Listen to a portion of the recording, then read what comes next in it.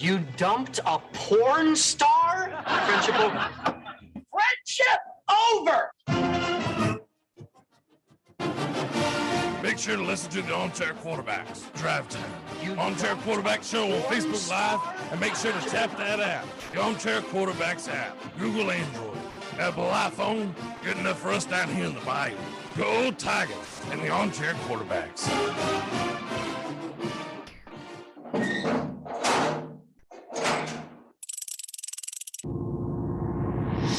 Peanut butter. Chocolate. You got peanut butter on my chocolate. Well, you got chocolate in my peanut butter. Bravissimo. Two great tastes that taste great together. Reese's Peanut Butter Cup. Real milk chocolate. Good old-fashioned peanut butter.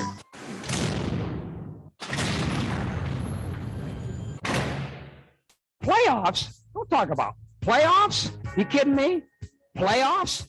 I just hope we can win a game. Make sure to keep it locked in here on Armchair Quarterback Radio. We're not one-trick ponies. We cover the entire NFL, past and present. 3rd down and 6 at the 9.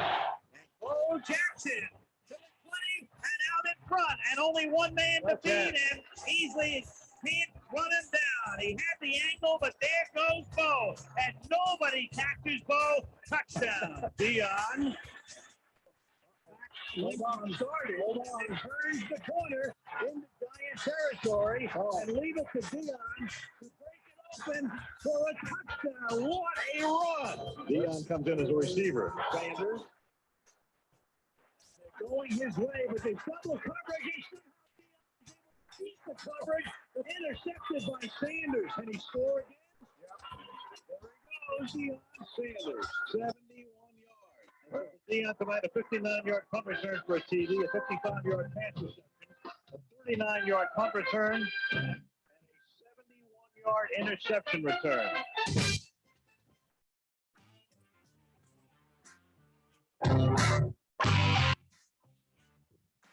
Get your Sunday football morning started off right with the Handicappers on Armchair Quarterbacks YouTube, 10 a.m. Eastern to noon Eastern. Your Sunday morning kickoff show where we tackle your NFL lines out in the desert, a 61.2% win rate over the last 6 years.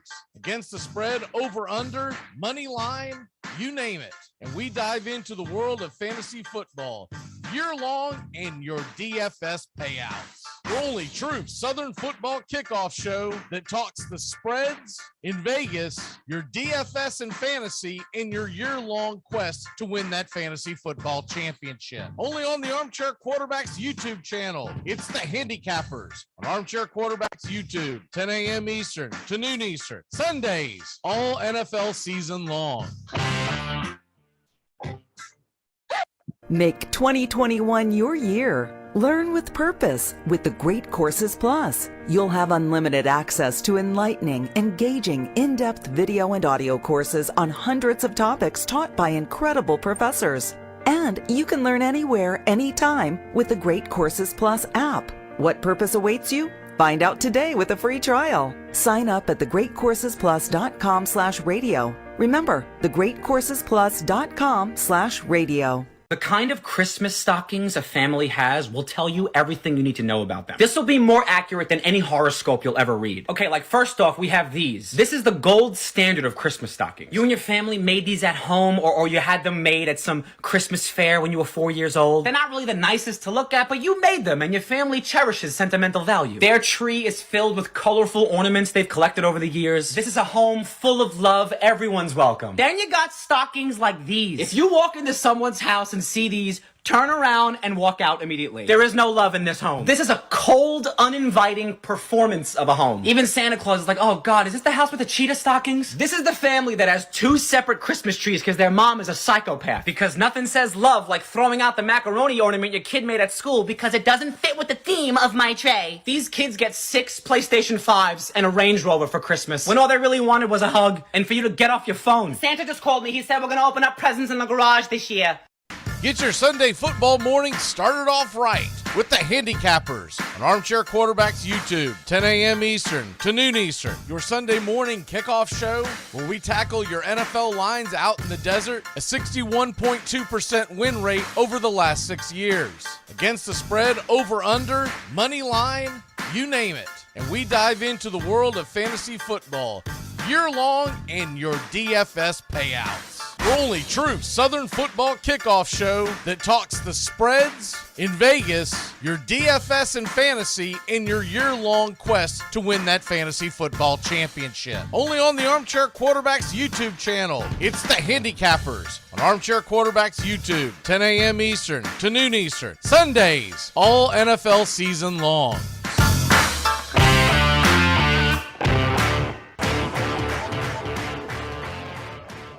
If you eat Cheez-Its with chopsticks, you don't get the dust on your fingertips.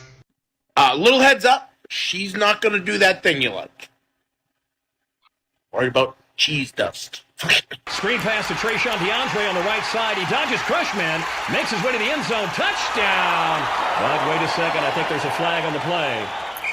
All right, you guys got holding on number 97, right? Yeah, definitely holding, no touchdown. All right, make the call. Yeah, I mean, it was holding.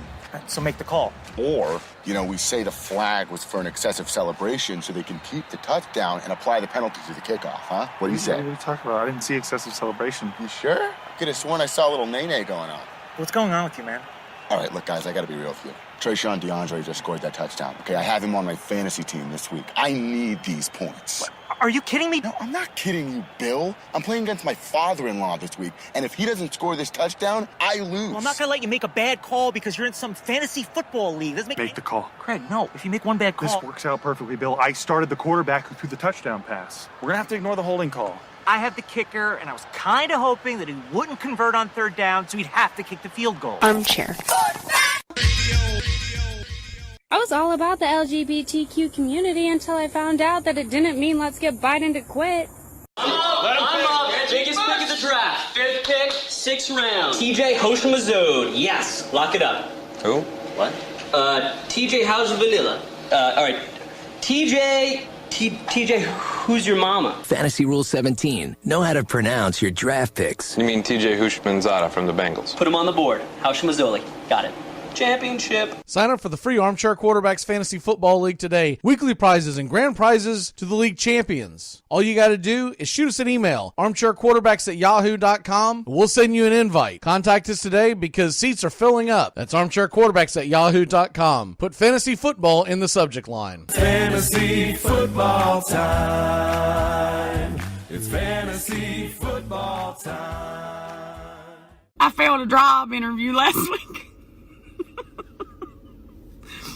Apparently, a gangbang is not proof that you can work in a team.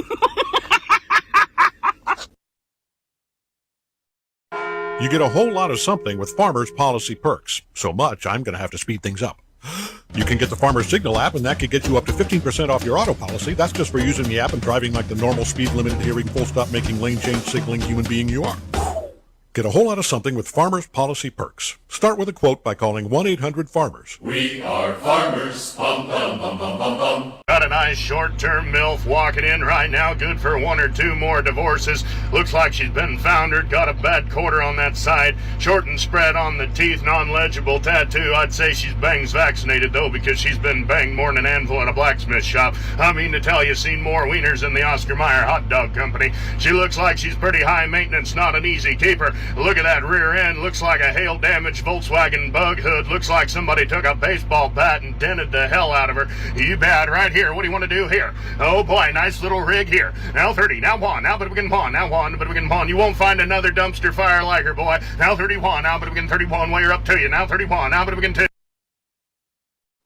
Please don't scroll. I've been dating this guy for about 7 months, and today we were hanging out, and he asked, "Why don't you have a boyfriend?"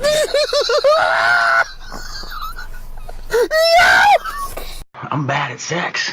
There's a lot of thrashing and thumping, but nothing really gets done. I'm like a broken dishwasher. What's this I found under your bed? The only angle articles you're going to read is Laura Ingalls Wilder. If you think your child might be a red, here are some warning signs. They read complicated literature and have concern for their fellow man. They even like to share. Tell your kids if someone approaches them with pamphlets about recycling, an invitation to a labor rally, or showing any doubts about the fairness of our system, then they should find a teacher or a policeman immediately.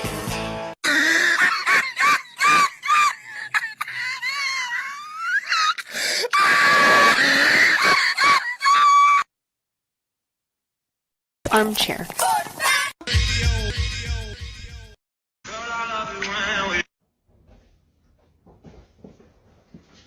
Boy, you better not try to do that. You better not. I'm at work right now. It's not even 6 a.m. and I'm very tired, and I'm also kind of upset. And that is because I just read a story about a woman who makes $100,000 a year by selling her farts. What am I even doing with my life? I could be out collecting jars right now. Armchair.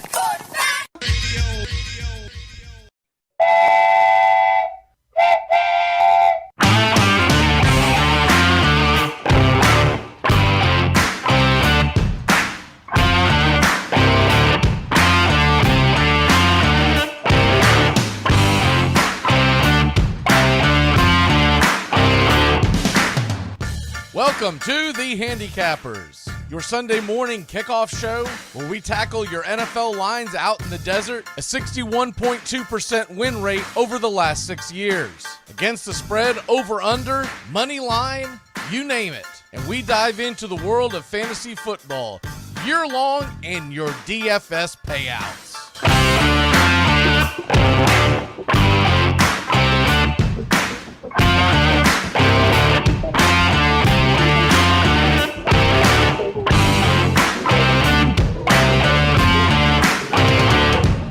True Southern football kickoff show that talks the spreads in Vegas, your DFS and fantasy, and your year-long quest to win that fantasy football championship. Only on the Armchair Quarterbacks YouTube channel. It's the Handicappers.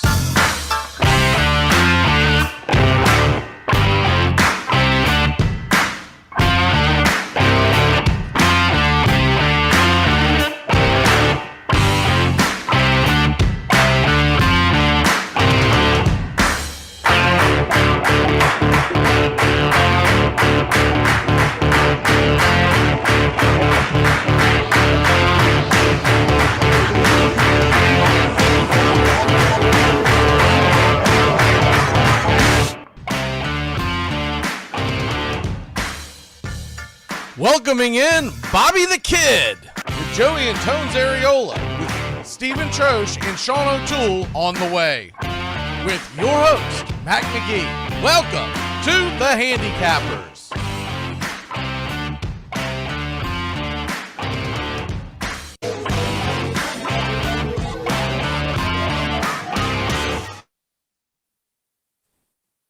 Good morning.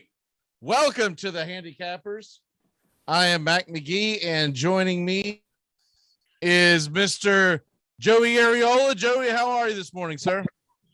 Oh, I'm doing fantastic. As last night, the Colts got a huge victory, back right in the thick of things, whether it's wild card division or what have you. They are right back in it, and it was a great Saturday night. I can tell you're excited. You were actually on time. You're the first one to show up. That never happens. I'm doing very good today, Mac. It's a great NFL Sunday. Looking to stay hot with my locks. Hopefully that keeps up, and hopefully we have another good day of football, although a little shorter schedule today with some moving and maneuvering with the COVID. We still got a fun slate of football to talk about. What am I wearing today?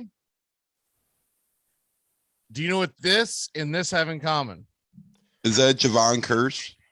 This is not Javon Kearse. This is the Minister of Defense, Reggie White. Reggie White. R.I.P. to a legend. He played at the University of Tennessee, and had he not passed, today would have been his 60th birthday. So wow, shout out, shout out to him. So dedicating the show to him today because he was one of the very best to ever do it. All right, let's go ahead and get this thing rolling, and let's talk about the AFC South for a second. Big win for the Colts last night. The Patriots, man, they kept shooting themselves in the foot and put themselves in such a bad way they could just never get back into it. Now, they had a shot there at the end before the long run by Taylor that had they gotten the ball back and had they made that stop, we might be talking about a different outcome. But what I saw was the beginning of the game. First of all, the block punt was huge. It was absolutely enormous. You go into the half. What was it? 17-0 at the half. Is that what it was? I think 20-0 actually. Okay. I thought it was 17-0 at the half. Okay. So 20-0 either way. Either way, the big swing of that was that block punt. Yep. And then of course they had a couple turnovers in the red zone where they were about to come right through the door. One was just an errant pass by Mac Jones. I don't know if he didn't see the linebacker or if he just didn't put the right touch on it, but that led to their demise. Look, it's bound to happen. They'd won 7 in a row, and you kind of want to get this out of the way before you hit the playoffs, to be honest with you, if you're a Patriots fan, because you don't want like a 13-game winning streak going into the playoffs, because that pressure just looms on you. I still thought the Patriots did a really good job of getting back into that ball game, but like you said, this is a huge win. They are now a game and a half behind the Titans technically, but realistically 2.5 games behind the Titans. And Tennessee plays today on the road at Pittsburgh, a very, very tough game. Yeah, no, I mean, it would be so hard to win the division, but a Tennessee loss today would just be another step in the right direction. The Colts going into their bye week about a week and a half ago were the 10 or 11 seed on on the highway. They're kind of in their right lane. They were trying to merge over, get with everybody else in the playoff chase, and they finally did it last night by just kicking New England right where it hurts. And a lot of big plays. They needed it more than New England, so good win. And in a roundabout way, it actually plays more into the hand of, if you're a Titans fan, you kind of wanted that win because you don't have the tiebreaker against the Patriots. And if you're going to get that bye, if somehow you're going to be able to get that bye, you kind of needed the Patriots to drop a game or two down the stretch. So it's not all gloom and doom. Now the Titans are going to be on the road in Pittsburgh. They're now a 1.5-point underdog. Tennessee's got a lot of injuries. In fact, they're going to be missing two of their offensive linemen. So that's going to be a big key factor going into this game. I'm steering clear of this. I think Tennessee's probably the better team, even with the absence of A.J. Brown and the absence of Derrick Henry. I still think they're a better overall team. But those injuries to the offensive line really concern me, and I think this is going to come down to a coin toss. If I did anything with this, I would grab Tennessee on a teaser and get the line up to 7.5 on a 6-point teaser. That would be my favorite teaser of the day. Would probably be to take Tennessee up to 7.5, and then you could take the Packers down to 1 point. And no matter what they tell you, I would be shocked if Lamar Jackson plays today. Yeah, it's looking like Huntley. He hasn't played well to begin with in the previous outings, and he hasn't practiced all week. And I'm sorry, but that's a kid that needs to practice. It really is. And I don't think you just roll him out there. He's not an Aaron Rodgers yet at this stage of his career. He's not a Tom Brady. You've got to have him out there on the practice field because he's got to go over a lot of stuff. And I just think plus here's the other big thing. They've got the Cincinnati Bengals looming on the schedule next week. So to damn with your fantasy football team, they're trying to win that division, and they want Lamar Jackson healthy against the Bengals as opposed to against the Packers. Because a healthy Lamar Jackson may not even get you a win anyways. But you get a healthy Lamar Jackson against the Bengals, you've got a very good shot next week. Yeah, that is very true. I mean, if you hold Lamar this week, play him next week, he has more chance of paying off against the Bengals, and that game means more for the division. Although they want this win against Green Bay, it doesn't necessarily have an impact on that division. They still control their own destiny unless a couple things don't go their way within the next week. I think I agree with you there. They're definitely saving Lamar for bigger and better things down the road. Did anyone wake up this morning and go, crap, I went up against Jonathan Taylor last night?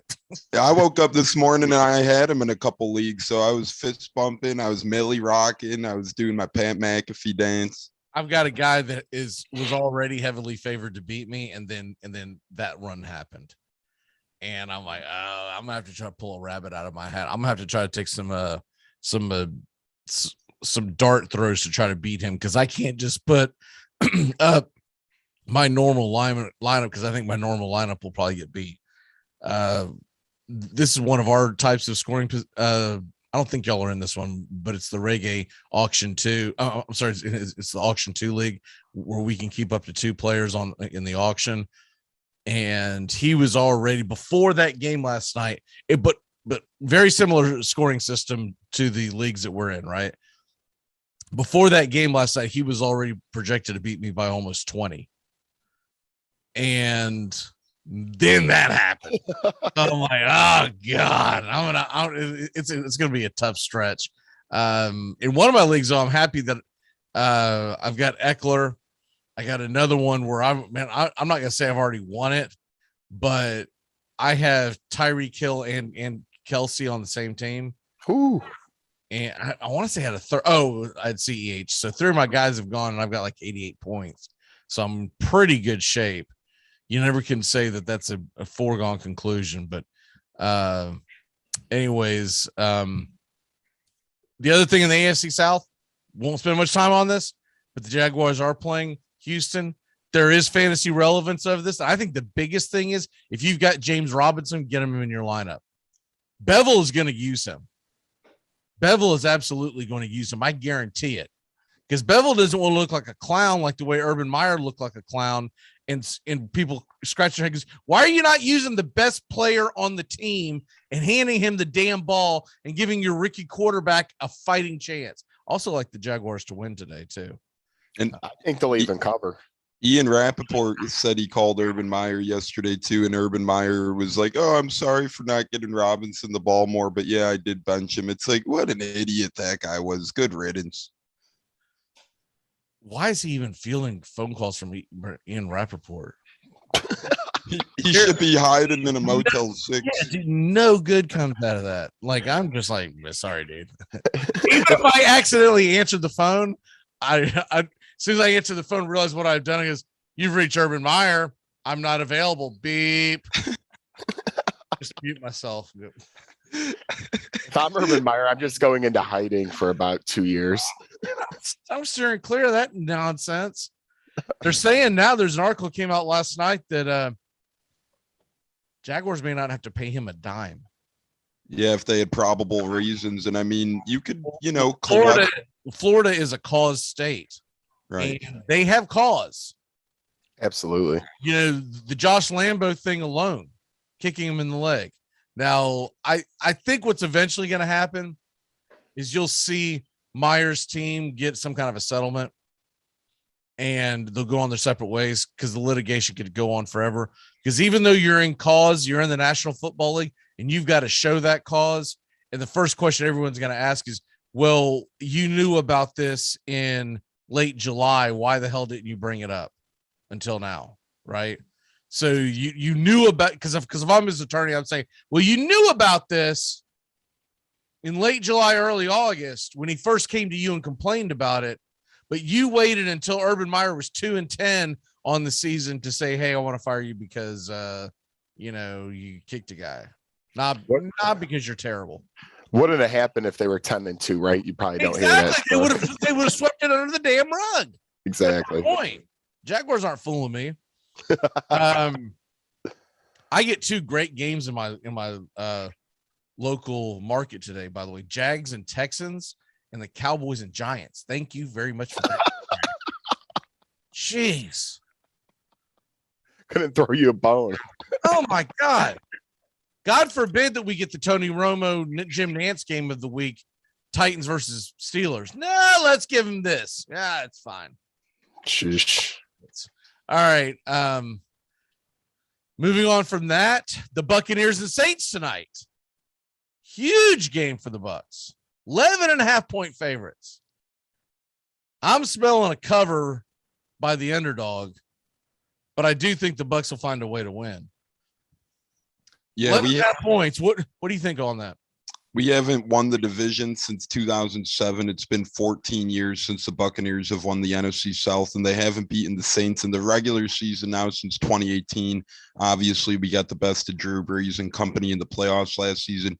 I think that the Bucks are built up their frustrations. The Saints have played us and beat our butts and tails in the past 4 times. We have squared off now. So I think the Bucks are getting ready to put on their boxing gloves for this one. And with Taysom Hill back there, I know he could scramble, and I'm sure we're going to see his abilities tonight. But the Bucks match up very good against how the Saints team is built. They don't have weapons in the pass game. The Bucks are very good against stopping the run. They do have Alvin Kamara, but that doesn't worry me since we are good about stopping the run. It is a lot of points, but I do like the Bucks to finally cover.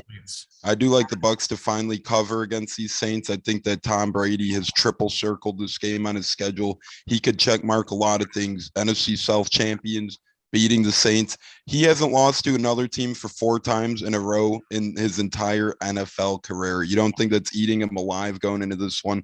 I think he knocks these dudes to the side tonight. I got Bucks in a blowout. He's triple circled. Yes, sir. He triple circled this. Did he also get his cootie shot? Circle, circle, dot, dot. Whatever the hell that means, sure, buddy. Now I got my cootie shot. All right.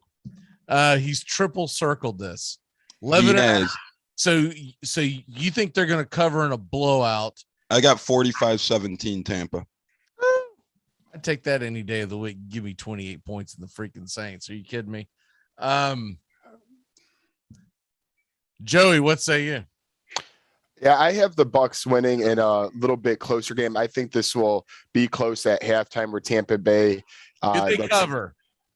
No, I'm going to go Bucks 27, Saints 19. So I don't think they cover, but I think they win this game. And I think it's going to be a hard hitting, lower scoring game, and that's why I don't like covering any team on a double digit. I rarely like covering teams in the NFL in double digits, regardless. But I really don't like it when I think it's going to be a hard hitting game. We won't get into why. Y'all can Google it yourselves. But how much is Twitter going to be blowing up about Marshawn Lattimore during the game tonight? It's he you know, it'll be Twitterverse is gonna have their fun with this one tonight. I mean, I'm gonna stay off my phone for during the game, but after the game, I want to see it all. I'm gonna laugh and laugh. I don't want to say what he's being accused of because there's no actual proof, but it's people drawing conclusions, and it could be a whole lot of nothing. But regardless, he's being accused of hiding his sexuality. We'll just put it that way. That's what I heard too. And there's a kid on TikTok that put a video up claiming he paid for him to fly in to service Lattimore. We'll just put it that way. It seems a little far-fetched to me. That's one of the reasons why I don't want to go and run with this, because regardless of his preferences, does he really have to fly someone in with the money he's got? You know what I mean? You just show up to a bar and you get what you want, pretty much. What makes this kid so special? If you see the video of him, I mean, I don't know. Anyways, anyway, that's what Twitterverse is gonna. That's the cleanest way I can say it, because we are going live in some areas that in case kids are listening, I don't want to be that guy. Quick question for y'all: what's the weather like in Chicago right now? It's actually, for a Chicago day, it's not terrible around here, although it will be chilly. It's been a lot colder in these Decembers. It's looking like mid to upper 30s right now, and no precipitation near. What are they expecting tomorrow night? Because they're hosting Minnesota. That's kind of a big deal. It's supposed to be clear in terms of wetness, and it's going to be around 29 to 42 degrees. So it's looking pretty good tomorrow night for a December night. Okay. I've got a big decision to make. It. Luckily, I can wait till tomorrow to kind of see where my Ducks are, because I got Thielen, I have Osborne, but I also have Devontae Smith, who plays on Tuesday. So I've got to pick one of those three guys to put in that receiver slot, or my fourth guy. He also plays on Tuesday, Van Jefferson, but that's my least likely, considering the fact that Seattle's defense hasn't been that great, but their pass defense has been really good this year. I think this is one of the toughest fantasy weeks in honestly a long time. Just a minute, man. They wait till the first week of the playoffs to start playing games on Tuesday. Thank you. Thank you. Jerks. Ay. And if you don't get your cootie shot, Tones, you could end up on the list too, man. Have you seriously never heard the term cootie shot? Not since I was probably 5 to 10 years old. Okay, but you have heard the term. Yes. Right. Okay. I thought I was like dating myself. I was like, man, did kids really cut that off around the 80s? They say no more cootie shots. We grew up with that, the girl, stay away from the girls. You get your cootie shot, you're a little one. Well, yeah, and they would, I can't remember if it was on your arm or your hand or whatever, they would go circle, dot. Now you got your cootie shot. I don't know what the hell it was. Man, that's a blast from the past. I do remember that more you say it. I almost think that might have went back to like the first Spanish flu or something. Like you wonder like where the origins of that came from. By the way, we're already into week 15. It's been 5 days already. Can they quit showing Urban Meyer on the damn screen every 5 minutes? So I got 3 different monitors going. I got CBS, I got NFL, and I've got ESPN, right? And every time I look around, Urban Meyer's ugly ass is looking at me. Like, get your ass to Applebee's and get your groove on, man. Did you see that video circulated of him too? Pablo Torre actually tweeted it. He goes, "This was my favorite Urban Meyer moment from the past few years. It was Urban Meyer on a talk show in 2020, and some guy was in the background hitting the wacky tobacco a little bit on a boat in the middle of nowhere, and Urban was on Fox News. It's like, what are you doing?" Well, I'm not a Pablo Torre fan. I'll just put it that way. Me neither. I don't like Pablo either, but I thought that video was funny. It's an actual video of him smoking a J. It's Urban Meyer sitting on a boat, and someone in the background in the mirror just has a nice little piece, and you could see they're having a little fun with that piece. Wow, that's okay. Well, I mean, if someone's smoking doobs nowadays, I mean, at least he was smiling. I don't know.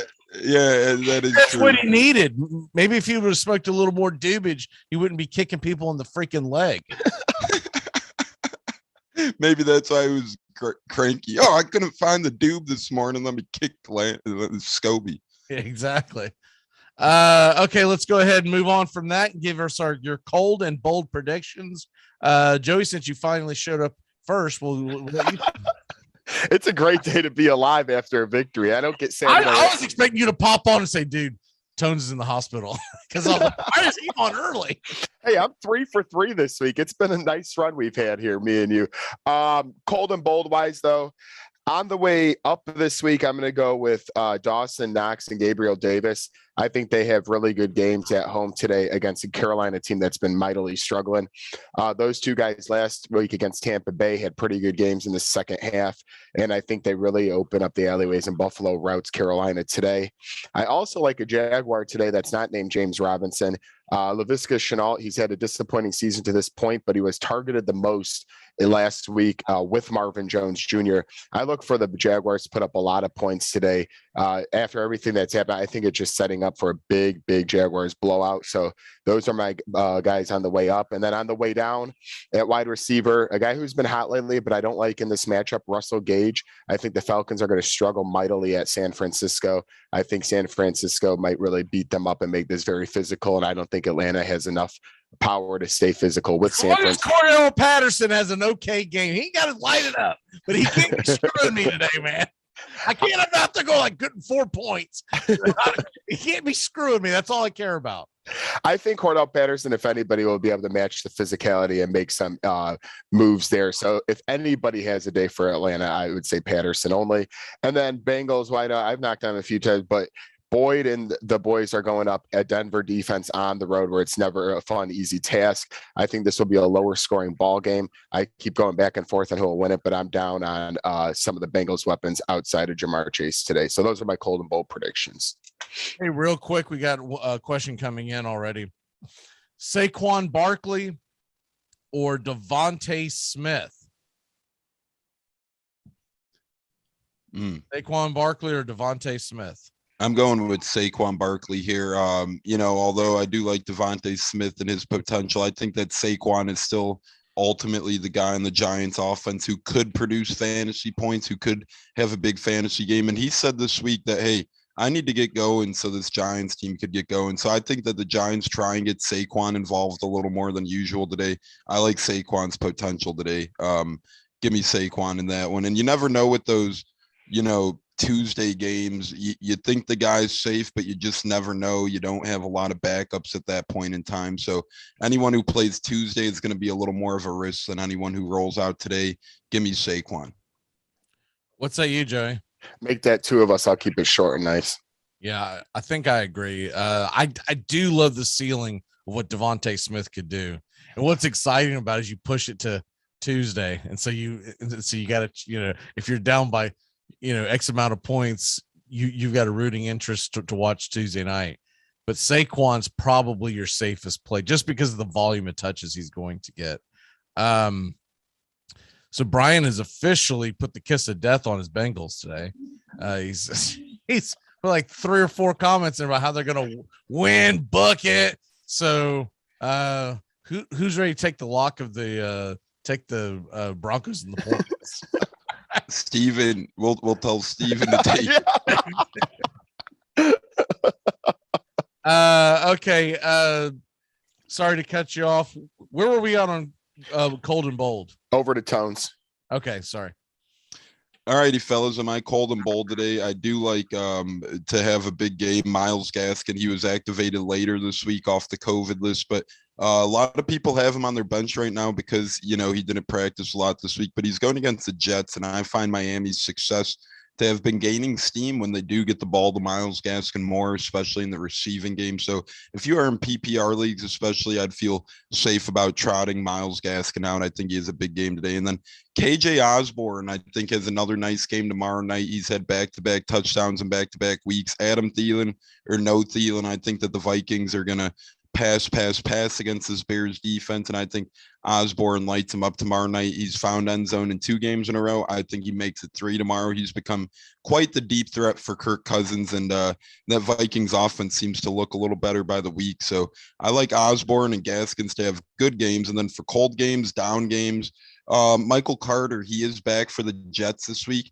I don't think they use him as much as they should. I think they find themselves behind the 8 ball early against Miami. I see them forcing passes. Pretty good run defense too. I don't mean to cut you off, but it's pretty good run defense. Their Achilles heel has been through the air, so I expect the Jets to be chucking it all around. By the way, a good prop bet would be I saw this morning. I can't find it on the site that I have to go through because the other one is shut down in Florida. But if you can get this prop bet, Zach Wilson pass attempts this morning was at 31.5 over under. He has averaged 34 pass attempts over the last several weeks. So, and I feel like they're going to be chucking it. So I really like that one. I saw the completions one. The completions one's 19.5. I'm not necessarily thinking he's going to have a whole hell of a lot of success. I just think that they're going to be chucking it. I agree with that. I would take the over in that one as well. 31.5. Like you said, his average has been 34. I could see him, I could see Miami waxing him and him needing to throw up towards 40 times almost in this football game. And like you said, it's not like he has to have success doing it. You're not buying him to have good stats. You're buying him to throw the footballs. So I do like, or I don't like Michael Carter today, I should say, because I think the Jets are going to be playing from behind, throwing the football. Zach Wilson throwing the ball. 2 other guys I got is cold. They've been cold all year pretty much at this point. So I'm going to keep him that way. Latavius Murray He's pretty much found himself out of the Ravens backfield at this point. He gets a couple touches a game, but Devontae Freeman's a man to own even without Lamar Jackson. I wouldn't expect Latavius Murray's workload to necessarily increase by that much. He might get a few more touches. I don't think it'll result in anything in terms of fantasy production. And then the man who hasn't even found a touchdown this year, I don't know. He's still started in about 29 to 32% of fantasy leagues. In CBS, I seen earlier, Kenny Galladay. I know there's bye weeks, but my heavens, this guy's been brutal. You don't even know if he's on the field half the time this year. The Giants gave this man a big payday. They can't get anyone to throw him the football. So whether it's at fault of the quarterback, Giants play calling with their two offensive coordinators this year, or his fault of his own, stay away from Kenny Galladay no matter how desperate you are on the waiver wire. Those are my couple bold and cold today. All right, let's go ahead and get the DFS of integrity going. Joey, what you got? All right, let me start off here and get my lineup up. As I got at quarterback, I took a little bit of value at Jimmy Garoppolo at 5,800. They're against Atlanta today, who's ranked 31st. So I think Jimmy G will have a pleasant surprise day. I'm going to link him up with Deebo Samuel at 8,200. Deebo Samuel does a lot for that team. He's back and healthy in the run game and the pass game. He's making a lot of things happen. So I like that connection a lot with San Fran, as I mentioned earlier. At running back one, Aaron Jones at 6,600.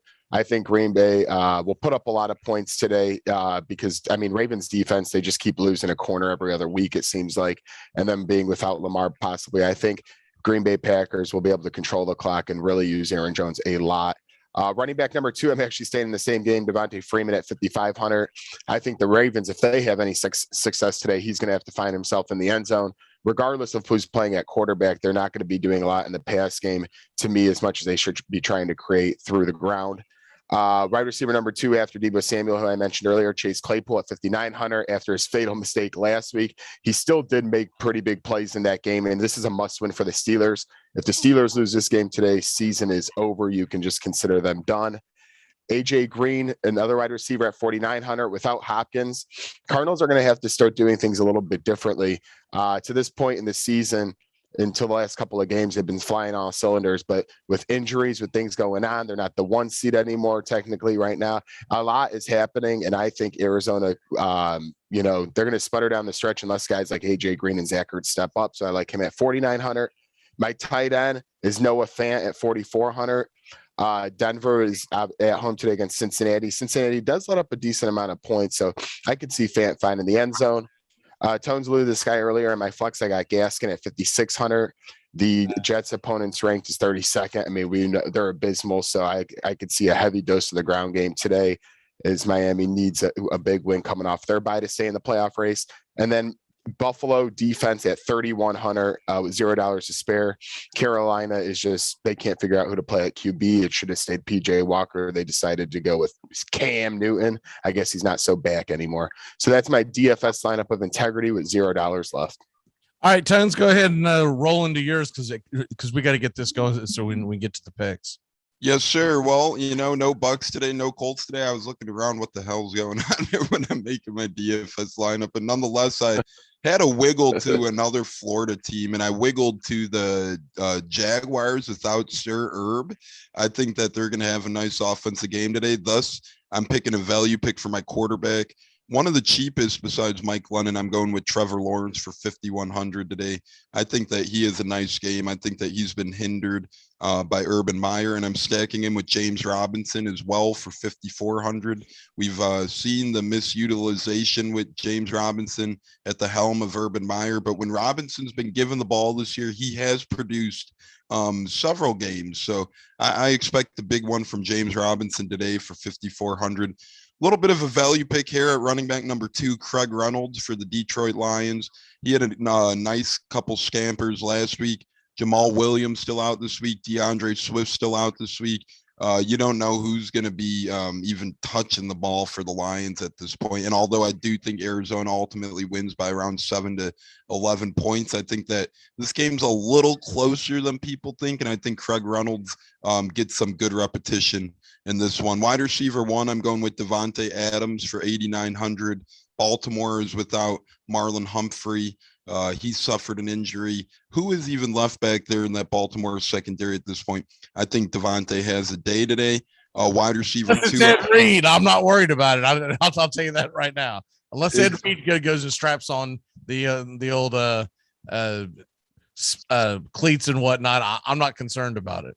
Me neither, especially the way they've been playing. And I'll tell you what, Hundley gives them a better chance of winning today anyways. So I think that's why they're going to go with Hundley. If you've got Lamar Jackson and you're wondering, is he going to play at 4? Is he not going to? Because it is the late window. Figure out a different option. Either grab someone who's going to go on the 1 o'clock slate and just assume he's not going to play.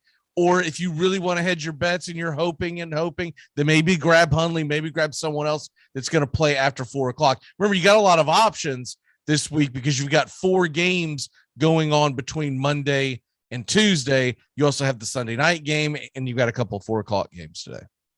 Yeah, and at the same time, Huntley hasn't been quite awful this year when he has had a play. So, if you're Lamar Jackson fan, and like you said, you're really holding out that much hope, and if you don't have great options left, Huntley could at least try and produce something for you. Not that it's going to be Lamar Jackson type output, but I like for my wide receiver 2 in this one, I do like Marvin Jones to stack him with Trevor Lawrence and James Robinson. I think that Jacksonville's offense has a nice production today without Urban Meyer. I just think this team rallies together and is fired up today. I like Deebo Samuel for 8,200 for my wide receiver number 3.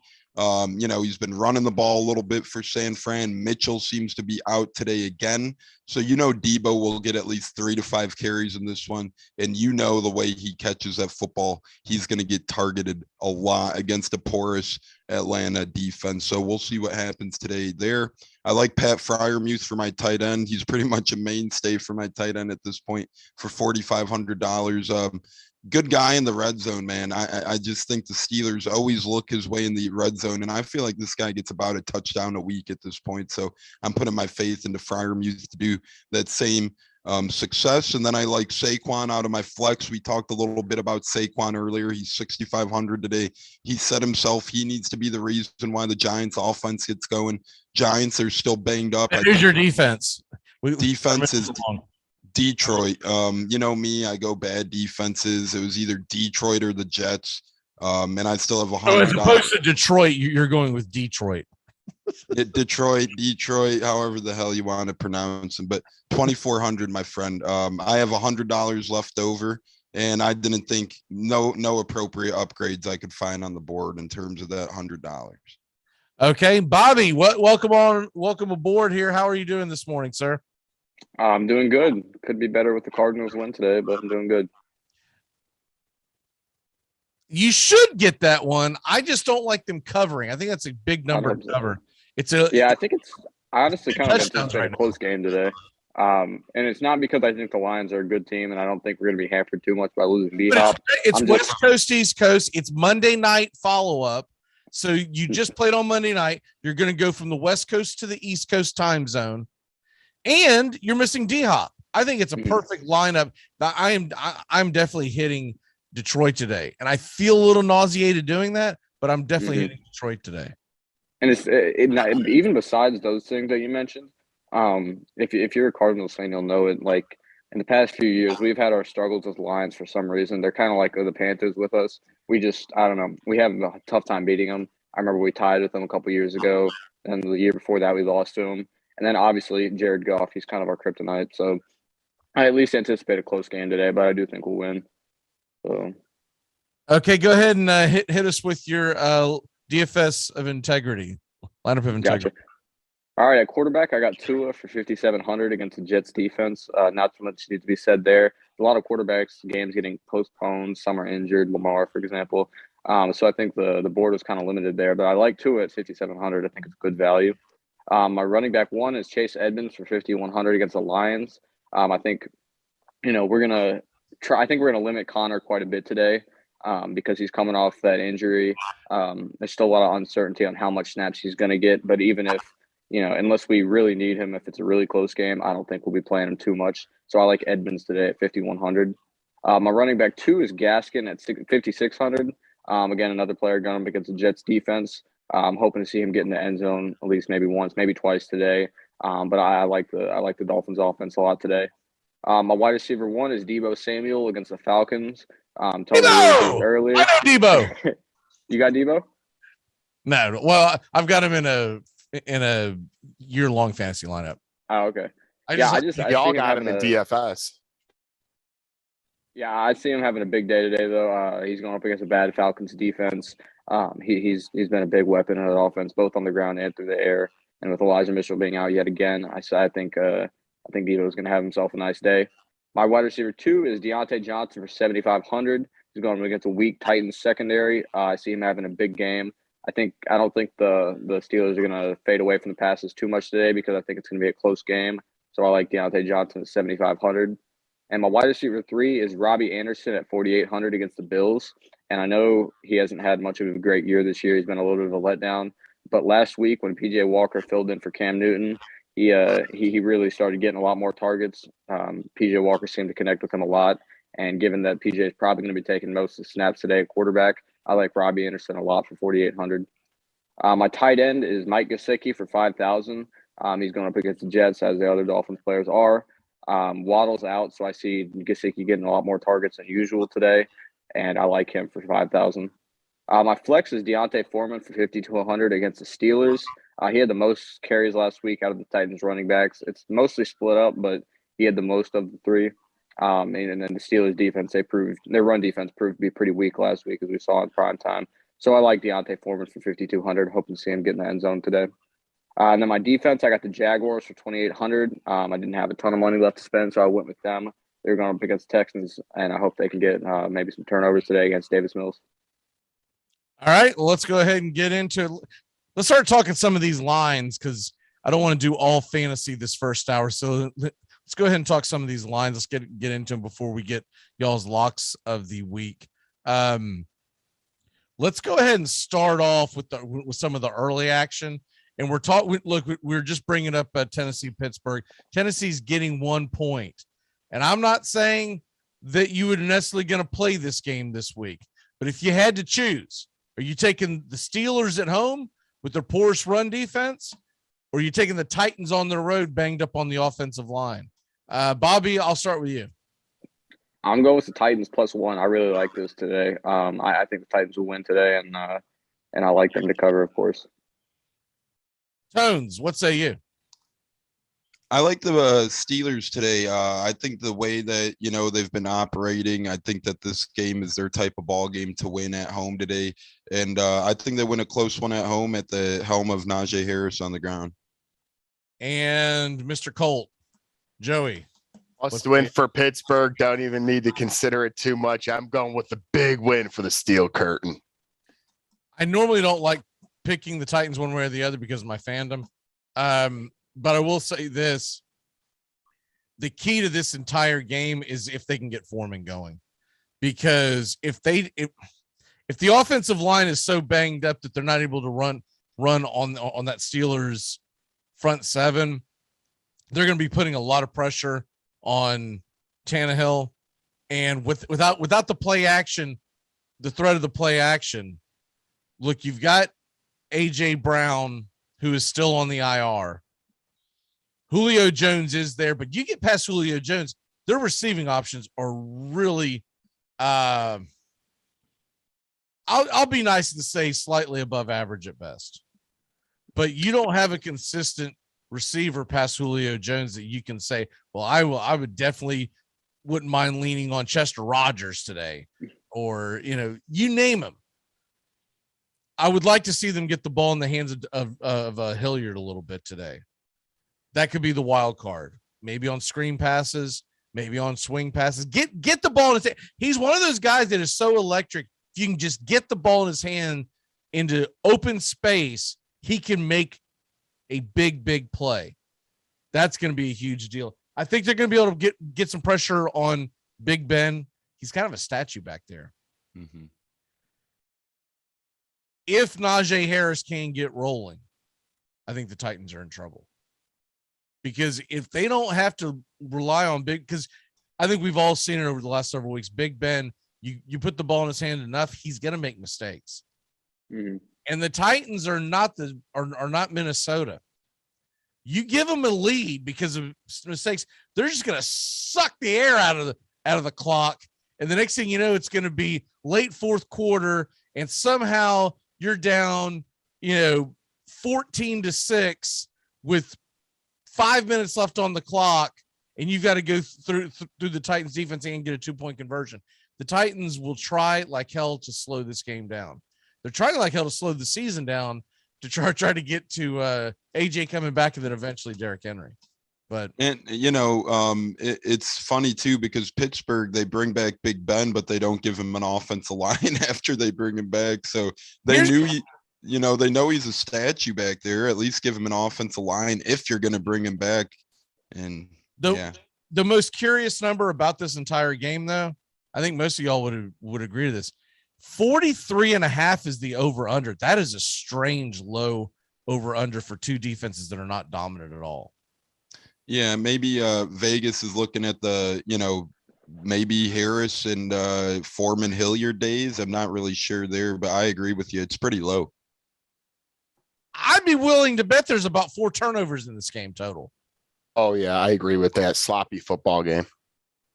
That could lead to 43 points alone. So I really like another game, Jags Texans. The over's gone up to 40. It was at 39.5 all week.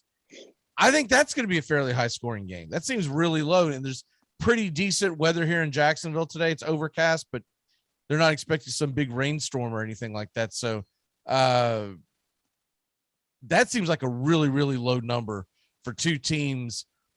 I think they're going to go out and have fun today, both the Texans and the Jaguars. The Jaguars, you could almost book that they're going to win the game today. When you get an anvil lifted off of your shoulder like Urban Meyer, and you just open up the locker room, the guys are going to be having fun. They're going to get a chance to go out there and play. I'm actually excited to watch the Jaguars for the first time since like week 1. This late in the season too, usually not that excited this time, but I think they put up 30 points on their own today. So I agree with you. I love the over in that game. It's crazy how low that is. That and James Robinson will actually get some snaps today. Yeah. Yes, exactly. That's another reason why I love the over. If nothing else, I love Jacksonville hitting their team total is 21.5. Bucket. And Davis Mills has actually been able to put some points together for Houston. Believe it or not, I think Tyrod's still the superior, but for some reason, is that why it's so low? They're just guessing that 2 rookie quarterbacks are just not going to have a very good. I think this could be one of the more entertaining games of the day. No one cares who wins it, and in theory, if you're a diehard Jacksonville fan, you actually want to lose the damn thing because you're tied with Houston in wins and losses, and if Houston beats you, that's it. Yeah, they swept you too. Then right, exactly, that's it. But I'm actually pulling for Jacksonville today. I want to see them get some smiles in that locker room. Well, who gives a damn about where you draft at? I want to see Urban Meyer to pick anyways. I want to see Urban Meyer get embarrassed to all heck. So I'm all for Jacksonville. Heck, if they win out, I just hope Urban just keeps looking more and more like a fool. I kind of hope Jacksonville wins a couple of games down the stretch to get a lower draft pick. And the reason why is that will force them to do what they should have done last year when Urban Meyer screwed the pooch and draft ETN and go out and get an offensive lineman. If you got a draft pick in like we'll say later part of the top 10, you're probably going to be pigeonholed into an offensive lineman. And that's what you need. We don't need another playmaker. Let's go get an offensive lineman and make sure that when the ball is snapped, Trevor Lawrence isn't running for his bloody life. All right. Next topic. We've already kind of gone over Arizona, Detroit. I do like Detroit in the points. Is anyone against me on that? It's at 13.5 or 14, depending on which book you're looking at this morning. Yeah, go ahead, Joe. No, I'm just saying I'm with them, so I'm on Detroit spread. One prop bet I do like from that game is Matt Prater over in points, 7.5 for Arizona. I think that they're going to kick a couple field goals today. I think he gets a couple extra points. I love that bet today. Matt Prater over 7.5 total points. Bobby, this is your team, man. Yeah, you're on here every Sunday, and every Sunday, as opposed to Arizona Cardinals, you're always wearing Predators. I just love this hat. I don't know. I love wearing this hat. All right, fair enough. Yeah, I like the Lions to cover the spread today, but I think the Cardinals will win. I think we'll win by anywhere from a touchdown to 11 points, I think, as Tone said earlier. I like that. But, yeah, I think our offense, I think it'll take a little bit of a hit without D-Hop. But, in all honesty, with how much we were getting the ball around on offense and how useful James Conner and Edmonds were, I don't think it's going to be a huge loss. I think we got guys that'll step up and do fine in his place. But the big thing is, Jared Goff has had a lot of success against his team in the past for some reason, and the Lions have too. So I think it'll be weirdly close, but I'm not going to make too much of it if it is. I think they find a way to win, and that's all we really want, but 13.5, 14. If you're getting it around 13.5, 14, I'd be willing to actually buy the point.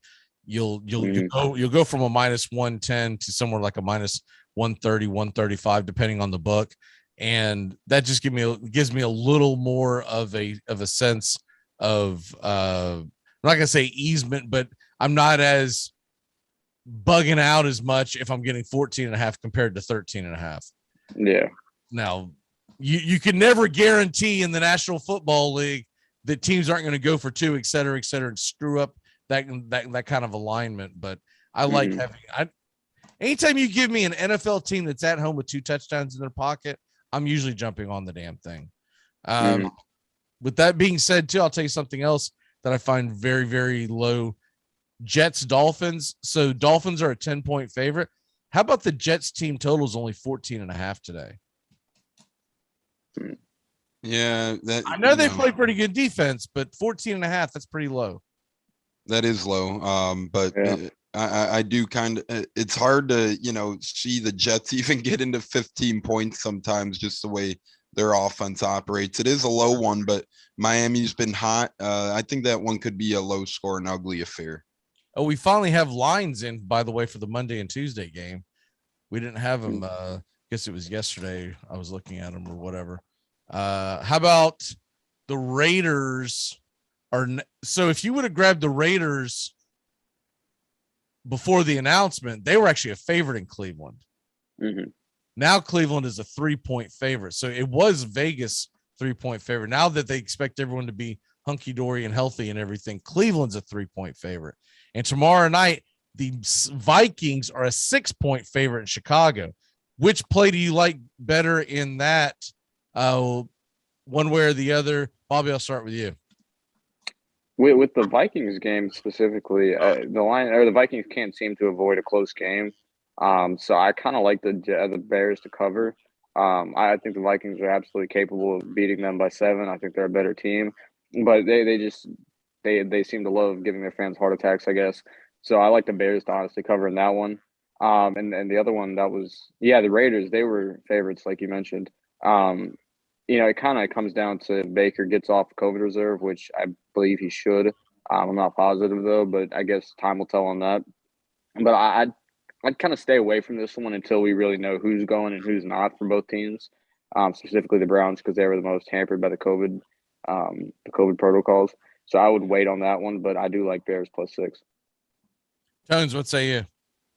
Yeah, I look at both of these, and honestly, a lot of people are saying Baker Mayfield, but you look at the Browns, and they won against Denver with Case Keenum this year, and I don't think their game strategy really changes too much. I know Keenum is battling the COVID too, so I guess at one point it would leave Nick Mullins on their roster. But Nick Mullins is actually through 16 games of his NFL career starting wise, he has over 4,000 total passing yards, and his numbers actually are better than Baker Mayfield. I think the Browns -3, no matter who their quarterback is. I like that play. And I do agree with Bobby. Vikings giving 6 on the road against anyone is a scary sight, just because they do play down to their competition. They do play close football games. And the Bears are known to play tough at home on Monday Night Football. So that ain't going to be a walk in the park. With that being said, though, Cleveland knows how much this game does mean to them in terms of playoff standings. I'm just going to agree with Bobby here, though. I like the Bears more so getting the points here than the other game. I like the Raiders stomp on the Cleveland logo before the game. I think they learned their lesson for eternity, and no matter who coaches that team, they're just full of dumb decisions. How the hell did that work out for you? Yeah, it's like talk about putting a target on your own back before the game starts, and then Jacobs fumbles the first drive, and that's all she wrote. Joey, what say you on this? I think the Raiders have fallen flat on their face. I think it's a season wrapped up. I think Cleveland doesn't even really need a quarterback as long as they got Nick Chubb back there. They'll whitewash and boat race. Big win for Cleveland. Yeah, I think if I'm taking one, I'm taking Cleveland at home. I feel like the Raiders are kind of like the way the Jaguars were until they got rid of Urban. Well, I think Raiders are off the little bubble high that they had after getting rid of Gruden, and now they're just kind of playing it out. They're playing out the string. I know they're technically in the playoff hunt, but I don't believe they are any kind of real threat to make the playoffs after what we saw last week. You know, you don't go stomp on someone's logo and then get your gut stomped out. Like what is that about? So I think Cleveland's got. I think it's going to be a power game. I think Cleveland's. This is the reason why you drafted Nick Chubb. Now, one of my leagues is 1 week too damn late. That this guy, I go out and get him. It's a steal in the second round. I get him, and he hasn't done anything all year long. He's going to show out, and that team didn't make the playoffs. So thank you very much. But I do think that this is going to be a big win for Cleveland. I'm excited though. We get the only thing I'll say about the NFL. You dropped the ball on this whole thing. Putting 2 games at the same time on Tuesday. The heck is that about, man? Look, I know there's television rights that are involved. Figure it out. Give the fans what they want. Put them at 6 and 7:30. You could have put them at 6 and 9. Yeah. The Seattle game, or 5 and 8:15, you know, like they're doing tomorrow. The Seattle game is in Los Angeles. So why could that not have been a late start? If you're going to ask me to stay up late to watch the Lakers every damn night when they start the games at 10:30, I think you can start the Seahawks and Rams at around 9-10 o'clock. They must be afraid of going up against those big bowl games on Tuesday. Well, I think it's got something to do with the television rights, but NFL figure it out. With it being Fox having both of allow them to carry one of the games on FS1, right? Just whatever. However you have to do it. Put it on the NFL Network. Figure it out. It can't be that difficult. Because instead, I'm assuming that most of us east of the Mississippi are going to get Washington, Philly. And there's nothing wrong with that game, but I would have liked to have had the choice of either one, right? Mm-hmm. I guess if you have the NFL ticket, you'd be able to choose. But I don't think you'll, in a perfect world, they give us the red zone and you just be bought back and forth. Yeah. I'm pretty sure that those are very strict. Between 1 and 7:30 p.m. Eastern, I think is the cutoff on those. All right, let's go ahead and get into the locks. Joey, what you got this week? Yeah, for my lock, I'm actually going with the game that we said toss up in the air, but this is the chance for my team, Indianapolis, to get back in the division. I think Steelers, it's a must win for them today. If the Steelers lose this game, their playoff chances are dead. It's 0. There's too many teams mucked up at 7-6/8-6 in the wild card. And I think things will be too ugly if they're 6-7-1. So my lock is Pittsburgh -1 at home. I think it's a pretty good game today. I think it's an ugly game today, but I think Steelers find a way on their home field to get this one. If it was in Tennessee, I would think the opposite, but in Pittsburgh, I really think they'll get this W. And Tones, what is your lock? I like one we talked about a little bit as well. I'm getting 39.5 on my book. I know you alluded to 40. Either way, I like it. I like the over in Texans, Jaguars. I think that this is, although 2 bad teams, I think that points do add up to a premium in this one. I think Trevor Lawrence has a breakout day for his rookie season. I think Davis Mills continues to try and make a name for himself in Houston. And I think both these offenses look a little more competent. 21-20 gets you the over in this one. It's not like you're begging for, 45, 50 points. You only need a measly 40, 41 points. So I like this one. I think James Robinson has a huge day. I think Jaguars offense gets hot in this one. I think they celebrate the loss of Uncle Herb in a big way today, and I like the over in the battle of the AFC South basement.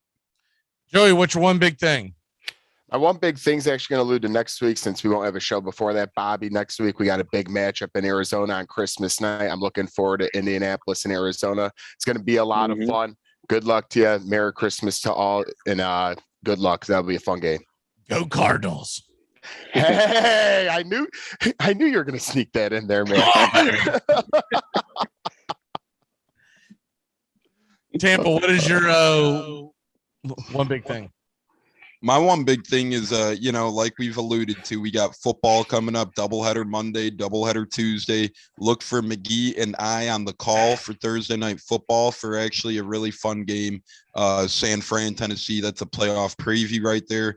We're going to be bringing it to you live here on the Armchair Quarterbacks YouTube channel, and we're really gaining momentum in this thing. So it's going to be a fun one. We got a lot of good football coming up, like Joey alluded to Saturday, Christmas. You got a couple good games as well. So just really enjoy this football. And my biggest walk-off is McGee said I'm getting a cootie shot earlier. I hope that comes true tonight. I got this game triple circled. I'm going with Tom Brady winning the NFC South for the first time since 2007, going with the Bucs beating the Saints for the first time in the regular season since 2018. And I think it's really our time tonight to shine. I'm just thankful, to be talking some great football with you gentlemen. Merry Christmas to all. Me and McGee have the call on Thursday, so we'll be talking to you peeps on then. But for those of you that don't hear me until the new year or the new holidays, Merry Christmas to all, and hope you guys enjoy football season. All right, we're going to be right back. We're just going to take a really, really quick break. When we come back, it's Sean and Steven are joining us. Me and Bobby, the handicappers, will be back in just a flash here on the Armchair Quarterbacks. Just going to reset. Armchair presents the world's first star in your own radio commercial. Okay, guys, whenever you hear this sound, insert your name. Hi there. Your name. Sorry I'm late. Sometimes there just aren't enough hours in the day to be a neurosurgeon and a swimwear model. Oh, am I thirsty? How about it? Your name. Got anything tall and cool? Oh, armchair. Oh, Your name. you are so thoughtful. But of course, armchair. The first choice for every occasion. I have a confession to make. If I ever had a son, I'd want to name him Armchair. Your name. Oh. Your name. Come here. Now. Your name. Your name. Your name. Well, you did very well in your first commercial. Have a armchair. You've earned it. Armchair.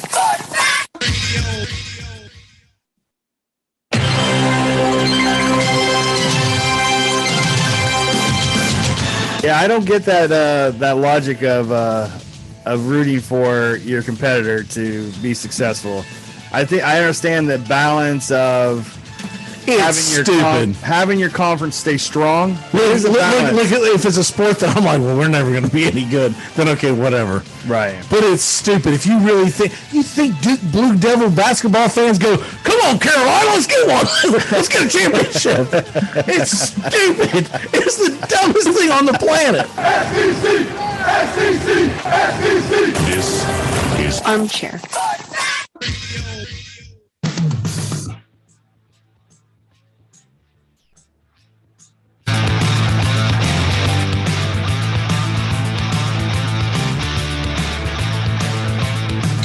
Morning. Welcome back here to the Armchair Quarterbacks. Week 15, by God.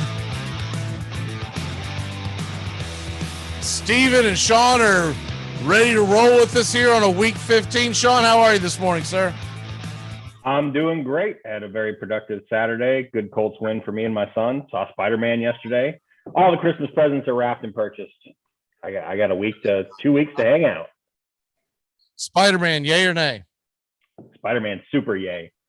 18,000 thumbs up. Great. If you've watched any of the previous ones, otherwise it won't make any sense to you. But Steven, how are you? Hey, I'm doing great. This is the first Sunday in a long time where I only have DFS to worry about.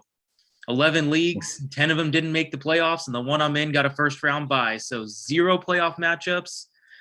It is going to be a somewhat relaxing Sunday for me. That is not a flex. It's not a flex.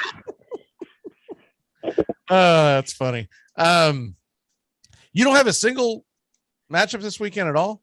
That's crazy. The only one's a first round bye. Right, gotcha. Which league is that? The auction keeper. Gotcha. I think that's the one that I'm in trouble because I think that's the one I'm going up against Jonathan Taylor in. So I'm like, all right, here we go with the dart throws. Sean, you got the match report ready for us? I most certainly do. So I will make it quick. Players expected to play today who have shown up on the injury report at some point during the week: Josh Allen, Aaron Rodgers. Neither of those were surprises to me. Chase Edmonds activated off IR for Arizona, which could carve into the James Conner shares a little bit if you believe in that sort of thing. Miles Gaskin activated for the Dolphins, which is a very good thing to see and a very important game for them with the Colts winning last night. Adam Troutman at tight end for the Saints. Players who are definitely out: DeAndre Hopkins. He is actually on IR. Cardinals are saying he won't be back until the conference championship or the Super Bowl, if at all. DeAndre Swift and TJ Hawkinson both out for the Lions. Daniel Jones is still out for the Giants with a neck injury. There's some reports that they're going to shut him down for the year. Carlos Hyde is out for Jacksonville with everything going on down there. Maybe James Robinson will get some carries today. Who knows?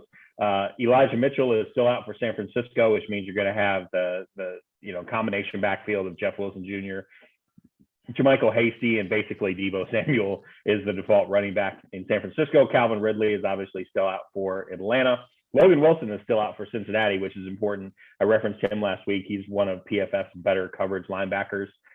So we can get to that later if we discuss tight ends. That could be a boost to Noah Fant or anybody that you're interested in that Denver game. And Brashad Perriman, who I didn't even realize was still in the league after the Lions waived him earlier this year, but caught the winning pass from Tom Brady last week, is also out today as well. There's a lot of guys that are being kind of last minute activated off the COVID list. So just keep an eye on your lineups.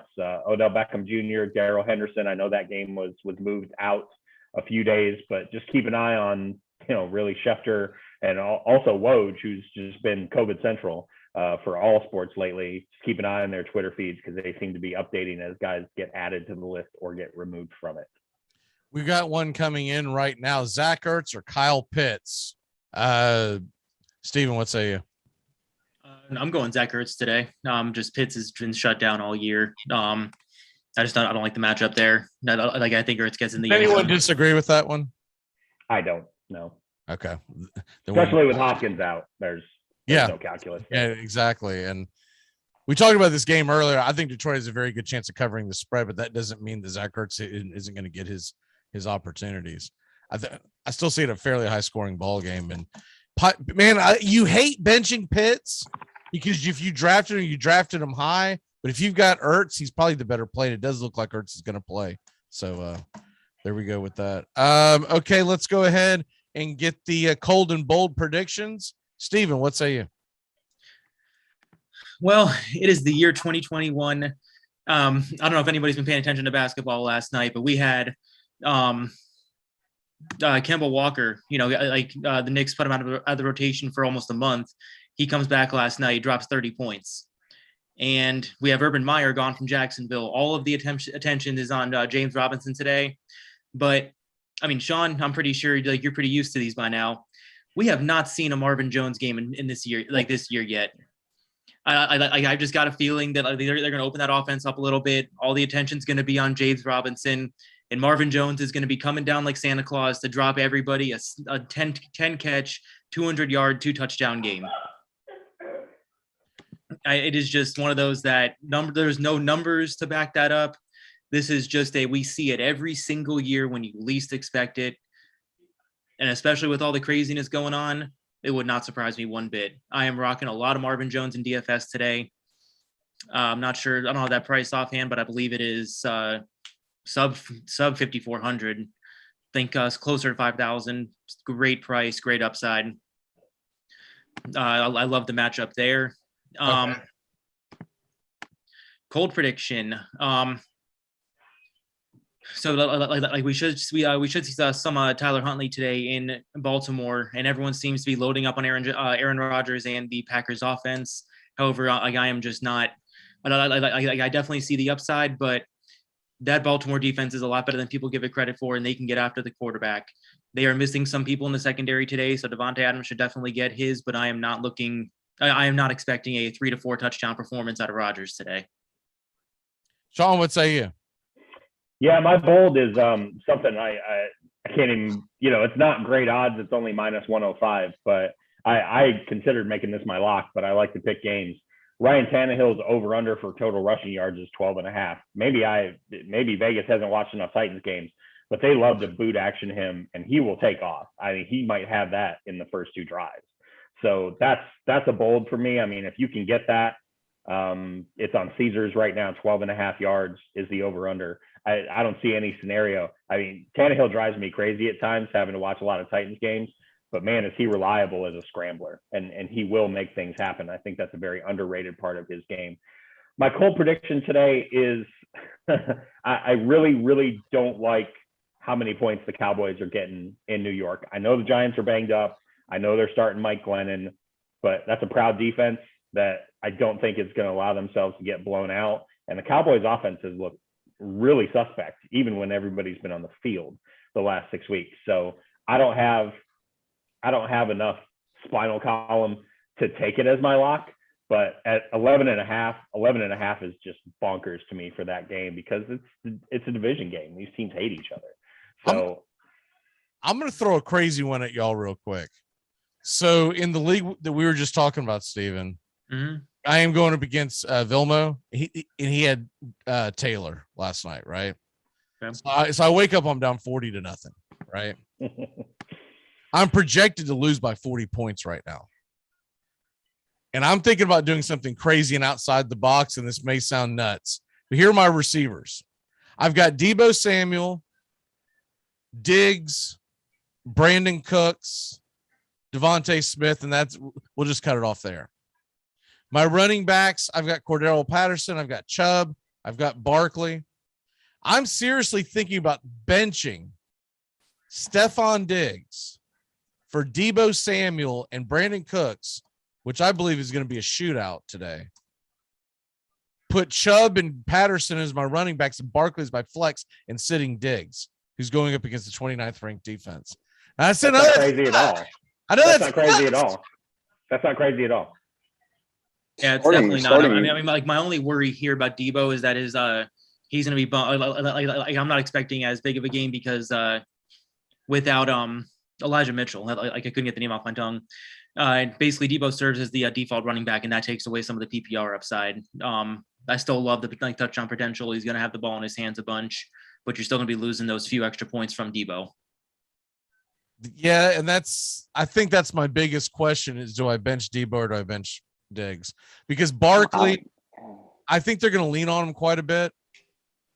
And I know it's crazy because you're like, oh man, Diggs, what are you, nuts? If you drafted him, you drafted him high.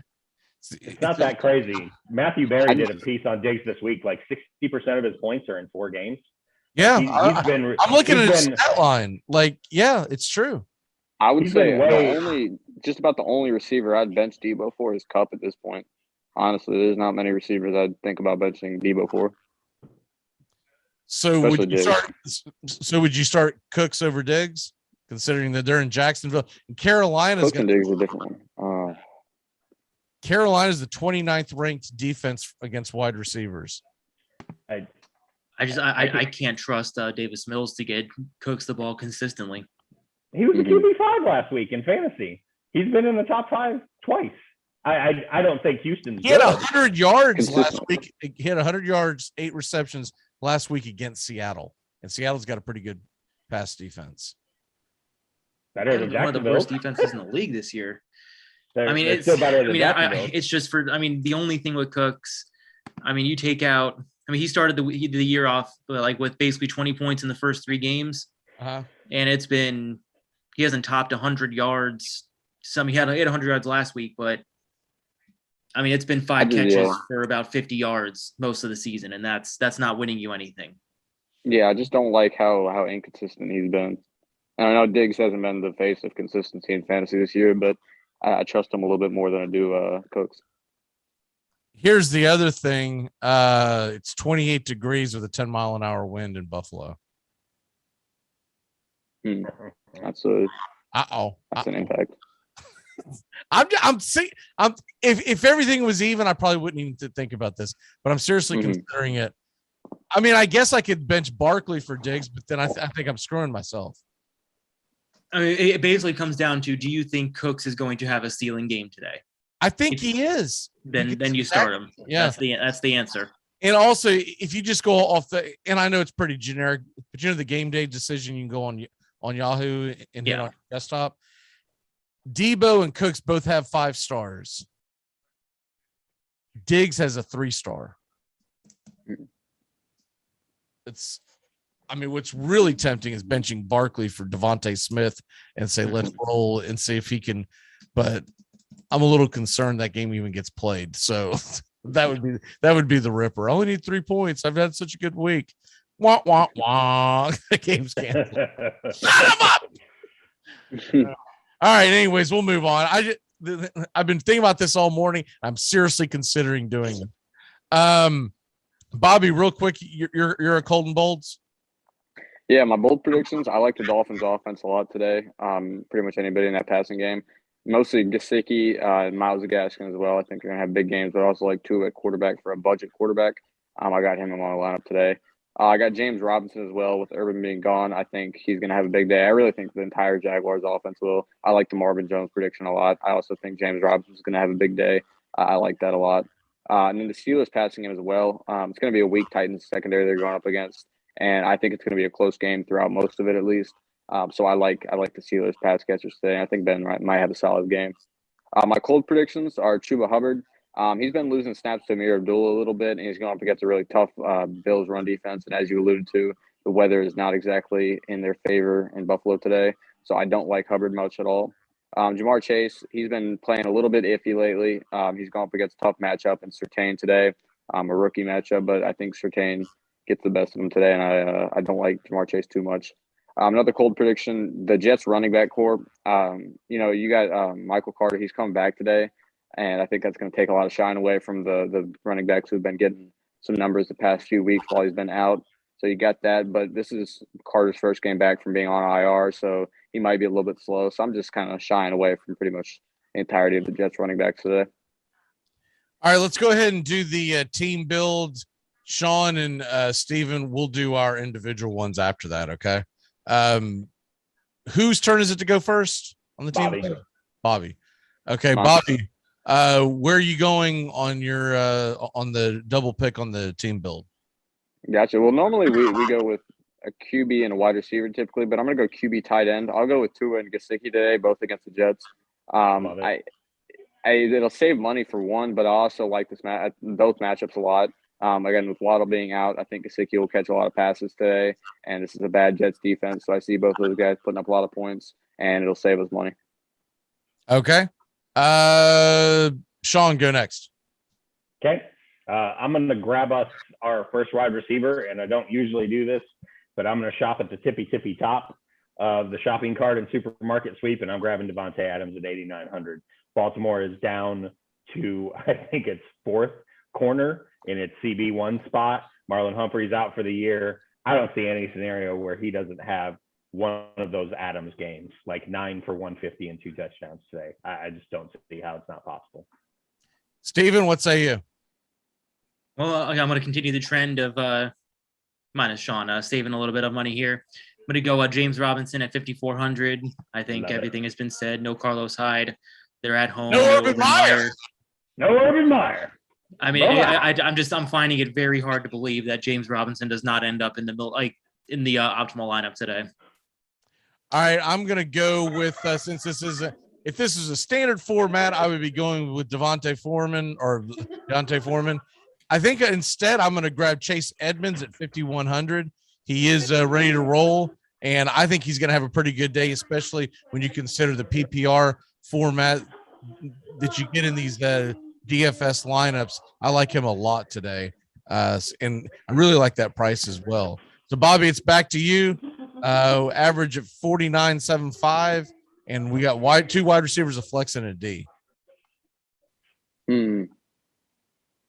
I'll go. You mentioned Deontay Foreman. I'll go ahead and grab him for 5,200. It'll save a little bit of money. And he had the most carries last week amongst Titans running backs. I mentioned that earlier because I got him in my lineup. And the Steelers' run defense did not look good the last time they were on the field.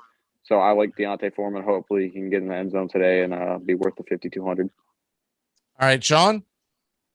Back to me. So we got 14.7 to spend, an average of 4,900 per player. I am going to spend a little bit more, but we just mentioned this guy, and I do think this game's going to be up and down the field a bit. Brandon Cooks, 5,800 in our wide receiver 2 spot. I think a lot of people are, look, I had the game on last week. I'm telling you, I sent you and, McGee and Steven, I sent you a text at one point last week. I think it was halftime of the noon games. Davis Mills was QB1 and Baker Mayfield was QB2. It's just like, it doesn't make any sense, but I like Davis Mills. I like his composure, the way he throws the ball. I don't know if he'll be the guy next year, but this is the day where I think he could really shine. All right, Steven. So that leaves us with 8,900 total for a wide receiver and a defense. I think I'm going to try to nab a defense just so it gives us just so we can go gives us a little bit more flexibility on the receiver. I'm not really liking, defense is just a barren wasteland today. I mean, I usually like going the cheap defenses, but I'm not touching the Jets. I'm not touching the Lions, Panthers.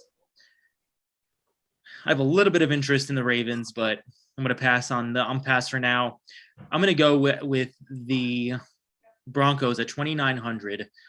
They are at home today. There is the elevation to worry about, but even since Von Miller has been gone, they can still get pressure after the quarterback and they can still make plays. The Bengals offense has been up and down all season, and they still have a pretty leaky offensive line. That I think Broncos can make life a little bit hellish on them today in what I expect to be a slow-paced game.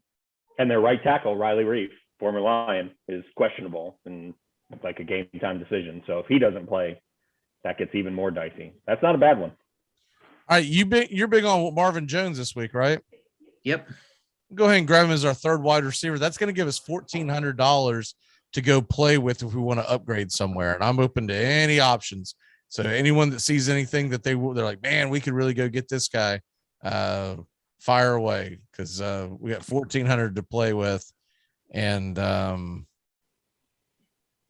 looking at it fits exactly, and it matches your theory from earlier. If we drop out Chase Edmonds and put Saquon in that spot at 6,500, it fits perfectly. I was just looking there too. Do we like that, or do we like Connor against Detroit? I'm worried about that game. I'm a little bit iffy on him. He's questionable, and I think if we get out to the lead, we won't play him too much. Okay. I'm worried about that game getting out of hand early, especially with as many offensive pieces as the Lions are missing today. And if that happens, I don't even know who Arizona's third running back is, but you might see him. Is Eno Benjamin going to be playing today? I think, yeah, it's Eno Benjamin. There you go. Yeah. Him or Jonathan Ward, I'd look out for him. All right. Yeah, it's the upgrade to Saquon, who we know is he might have Micah Parsons, in every cavity of his body every time he catches the ball today, but at least he's going to be targeted. Well, here, I'll pose the question. So we can keep Barkley and Foreman, or we can do Edmonds and Brandon Ayuk. Barkley and Foreman. Yeah, Barkley. I think I'll stick with that. Plus, I've already closed the window, so I'm. Then I feel like there's a lot of playmakers on the 49ers offense. A little bit too much to feel comfortable, taking Ayuk and losing Saquon. Right. I agree. I like it. All right, Bobby, what is your lock and what is your one big thing? All right, my lock for the day, I'm going to be a little bit of a homer here, being in Nashville. I got Titans +1. I think they'll cover today, and I think they'll probably win. I like the Titans today. And my one big thing, I'm going to say 3 AFC South teams are getting a win this week. Like I said, Titans are going to be one of them, but I think the Jaguars won today, and obviously the Colts won last night. So I think 3 of the AFC South teams are going to pick up a win this week. All right, brother. Well, we will see you next Sunday. Awesome. You guys have a good one. You too. Merry Christmas. Merry Christmas. All right, let's go ahead and go into our lineups of integrity. I'll go ahead and throw mine out there because I've not done mine yet either. We went on a long rant about, I don't even remember what the hell we were talking about in the first hour. Really quick, I'm going to go with my quarterback is going to be Garoppolo, 5,800. And I'm going to pair him with Kittle at 7,500. So I'm going all in on that. I didn't like to have to spend 8,200 on Debo. I think it's a little too much. And so my running backs are going to be Chase Edmonds at 5,100, Deontay Foreman at 5,200. We kind of gone over, why we think that those are good plays. And then I paid the high price for Devontae Adams, 8,900. I went with Julio Jones at 5,400, basically because he was the best available once I explained the rest of mine. My other receiver, I went with Keelan Cole, friend of the show. I don't know if I've picked him at all this year. I'm going to go ahead and say he sneaks into the end zone at some point today. This seems like a type of game where Keelan Cole can show up. And my flex is James Robinson at 54, and I took the Buffalo Bills defense at 31. So there is my lineup of integrity. Steven, what you got? Go to Sean. I'm still getting mine pulled up. Sean, what you got? Yeah, Trosh can verify this because we have a lot of text back and forth. I'm all aboard the Dolphins hype train. Choo choo. As soon as the show's over, I'm putting my Tua shirt on. I'm putting my Dolphins hat on. I got Dolphins all over this thing. So I got Tua at quarterback. I've got Joe Mixon and James Robinson as my running backs. I actually do like Mixon today. I think his value is a little bit depressed coming off of kind of a down game. It saved a little bit in the wide receiver core. I went with T. Higgins at 6,500, who very, very quietly has been out targeting Jamar Chase the last 2 weeks from Burrow, which I don't think a lot of people have noticed. Brandon Cooks at 5,800. And then hitting the wayback machine, AJ Green at 4,900. With Hopkins out, he's going to be the X receiver on the outside or the Z receiver on the right side. The Lions cornerbacks are not very good. He may not go off, but he could have one of those, really nice PPR days where it's like 8 for 80 and maybe he sneaks in the end zone. And then I got all Dolphins all going the way down. Mike Gesicki at 5,000, Myles Gaskin in my flex at 5,600, and the Dolphins defense at 3,700, who, if you haven't watched them the last 5 games, and I've watched every game, they have been a top 3 defense by every single metric you can muster. They get in the backfield like crazy. There's prime turnover potential for them today just because Wilson is, a bonehead and he should probably still be at BYU. And that's it. All right, Steven, what you got? Well, I mean, we definitely got some similarities in our lineups. I got the Dolphins defense, and we've had the same running backs. I got Mixon and James Robinson as well. For my rest of my lineup, I got Trevor Lawrence at quarterback, 5,100. I mean, I'm not calling a super big day, but at 5,100, he really does not need to do much, and that opens up so much for the rest of the lineup. And just to put this in perspective, Gardner Minshew is 5,200. Mike Glennon is 5,200. Colt McCoy, not even playing today, is 5,300. So, yeah, I am all over Trevor Lawrence, 5,100. And then, like I said, I got Mixon and James Robinson as my running back, 7,200, 5,400. I got Marvin Jones in there. Of course, I've been talking him up all day. I got Brandon Ayuk at 6,300. I think he's going to essentially be the number 1 receiver today with Debo taking a lot of the running back snaps. People are going to be flocking to George Kittle because he's been going nuclear the past few weeks. But then again, it is George Kittle, and it's just, do we really trust that to happen a third week? I think the workload and the floor is set there for Ayuk, and the matchup is just too great to not have some piece of.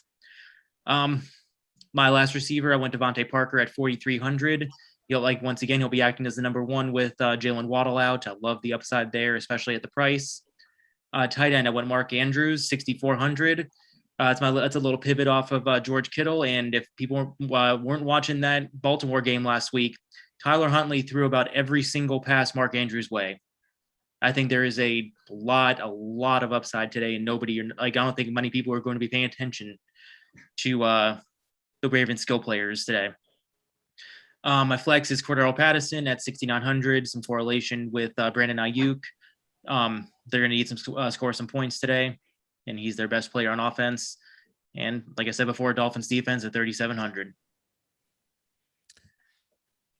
That's an interesting play that you're going all. Of course, you've got Trevor Lawrence. I've got Jimmy Garoppolo. I'm with that. You know what I just realized on that league that we were talking about earlier. Mm-hmm. Going for the gusto. I'm going to be benching 2 of my top 5 picks. I don't remember how it fell. If I bench Kyle Pitts and what's his name? Diggs. Well, but when you're down 40-0, yeah, desperate times call for desperate measures. I would hate it if I see Kyle Pitts and Kittle turn into a tight end shootout today. I'm gonna be pissed off. But I think if I'm gonna have any real chance of winning, I got to have a solid production from my tight end. I can't have a guy go out there and give me like 5 points, and that's what my fear is. He's 28th ranked against tight ends this year is the San Francisco defense. All right. I don't believe I've missed anything. So let's go ahead and get into the stardom sit-em. If I've missed anything, this is the time to tell me. I've got a docket in front of me. I believe we've hit everything. So yeah, we got it all. Okay. Hey, real quick before we get into that, because we're going to do our locks here in a little bit. So don't tell me your locks, but give me a game or maybe a prop or 2 that you really got your eye on that you're thinking, okay, this isn't what I'm going to pick, but I really like this action. Sean, I'll start with you. Yeah, this isn't my lock, but this is a prop that I found on Caesars today. And sometimes they have those advertised props, and I kind of tend to scroll past them, but every once in a while I like them, and I've hit a few this year. So Titans, Jags, and Dolphins all to win in the early slate on Caesars is plus 280.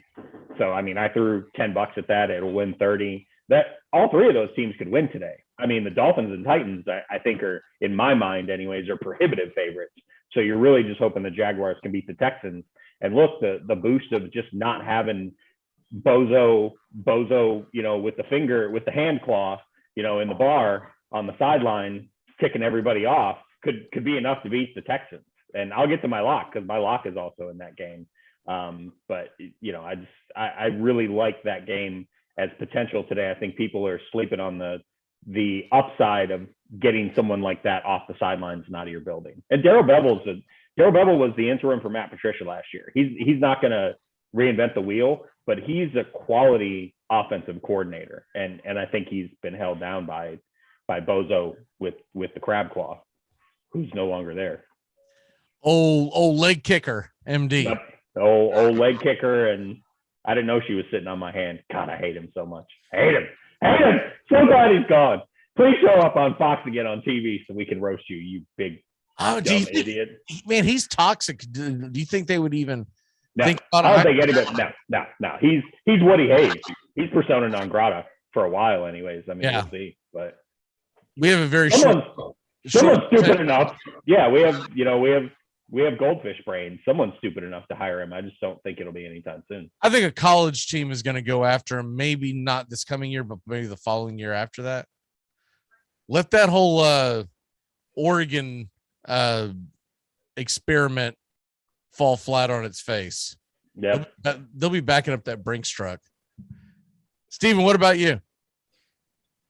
Like I said, I'm not locking any Dolphins games ever again, but I mean, like 10 points for that matchup doesn't look too terrible. I mean, they were able to hold the Ravens offense to under. I think what was that game, only like 15-9 final score. Yep. Yeah. Yeah, and I mean, I just the Jets team total right now is 14.5. I don't see them scoring anywhere close to that. I mean, like if they're lucky, maybe, but so I like the Dolphins minus 10. I like the over a bit in the Dallas and the Giants game. That's at 44. I think Dallas can score a good amount of points, and we've seen. I know the Giants have been a team that's evaded Sean all year. Whenever you feel like you've got them figured out, they're gonna just do the opposite. So I can see the Giants putting up a couple scores today. That's at 44 right now. I'm seeing that over under. They are the NFL equivalent of a girl who texts you at 2 a.m. and says you up, and then just doesn't text you back for days. They drive me nuts.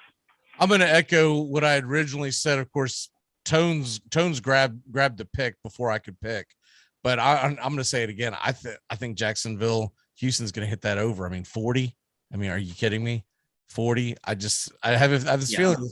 I have a feeling that thing they might hit the over by half. Wait a minute. I didn't catch the lock.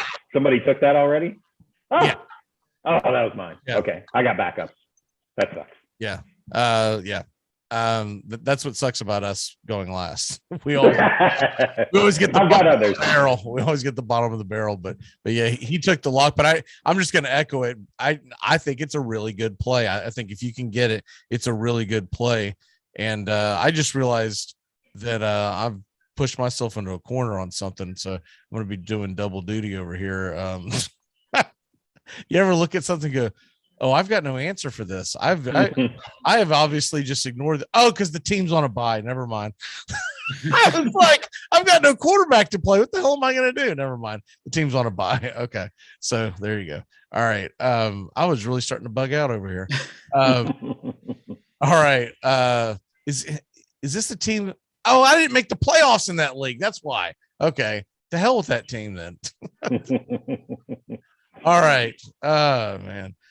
On my phone, I have it organized. Where if I'm still in the contention, I can see the team. If not, I hid the team. But on the desktop, that is not the case. All right, let's go ahead and get into the picks. Let's see, where are we at? Here we go.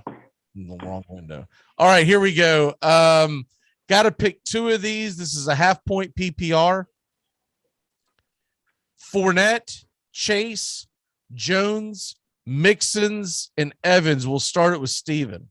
Fournette, Chase, Aaron Jones, Mixon, and Evans. Give me two of those. That's a nice problem to have, by the way. Start two? Yeah. I'm thinking that's I'm leaning Mixon Fournette there. Okay. Yeah. I'm thinking this guy must be in a 4-team league. Unless it's one of those, what do they call them? Survivor leagues. We haven't had a Survivor League question all year. We got quite a few of them last couple of years. I don't know if they quit playing or quit watching, but anyways,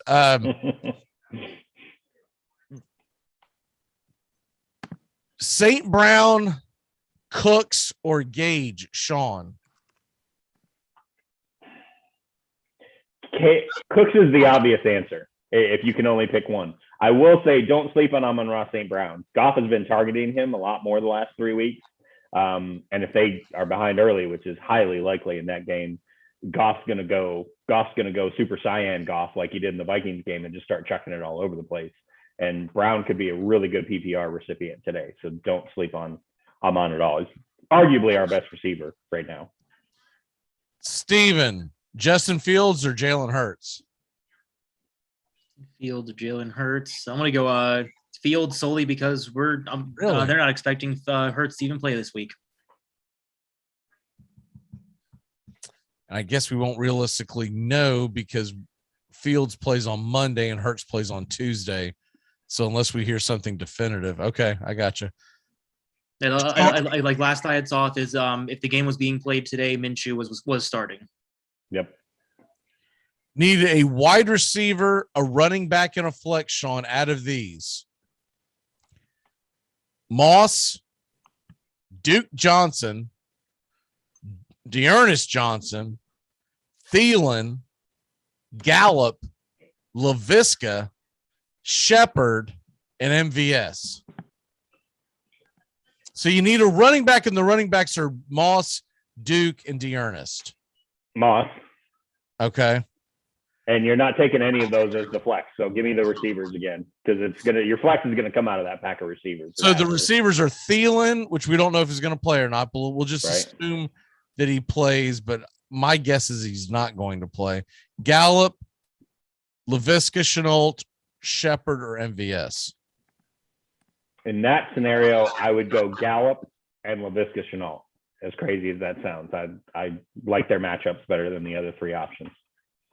And if for some reason Osborne's on your waiver wire, I would grab him and then you could leverage against it. But you don't want to have, but don't grab Osborne and drop someone that you actually want to start, because then Thielen goes bebopping in there and you're screwed.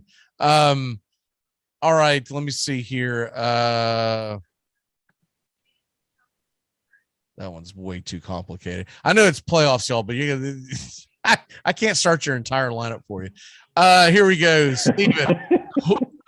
I mean, it was damn long. So at the beginning, there was light. You're like, dude, are you kidding me with this? Steven, pick just one of these three: Julio Jones, Devontae Parker, KJ Osborne. I'm going to go Devontae Parker. Okay. Sean, is it just one? Just one? How the hell? All right, whatever. Javonte Williams, Miles Sanders, Darrell Henderson, Devontae Smith, or Sony Michel. It does look like Henderson's going to play, so you can almost eliminate the Michel. This text was from Thursday evening. Hey. So Javonte Williams, Miles Sanders, Darrell Henderson, Devontae Smith is essentially what the question is.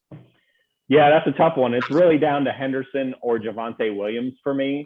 And just because I don't think Henderson's going to be in a timeshare and I like the matchup better, I would say go with Henderson. But I can't argue against Javonte Williams today. This is a standard league, Steven. And he says, I am screwed. I've got to go for the gusto. I've already gone up against, this dude's gone up against Hill, Tyreek Hill. He's already gone up against, it's a keeper. I was about to say, how the hell do he have all these guys? Jonathan Taylor, and he went up against the Kelsey. So he's down by a bunch. And he needs to know he only has to pick once. He's wanting to throw a dart, essentially. Are you going Penny, Michael Carter, AJ Dillon, or Edmonds? I'm probably going to rule Dillon out off the bat. I'm going to go Michael Carter just because he has the highest he has the most secure role in the passing game, and like Miami just historically has struggled against the pass catching running backs. And then also he needs one wide receiver, but same scenario, he's down by a ton. Higgins, OBJ, or McLaurin? McLaurin. In a parenthesis, he said I also have Donald People-Jones, but McLaurin for me. That's easy. Okay. Sean, Penny or Devontae Smith? Ooh, bringing the heat. And it is a PPR. Man, that's a tough one. But I would go with Devontae Smith. I'm not pulled off the scent of Penny off of one good game, and the Rams' run defense is good. I mean, you try to get through Aaron Donald in that line, so I'm just not believing in it.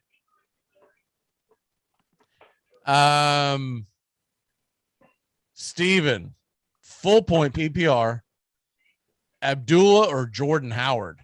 Ooh, doggy. How did you make the playoffs?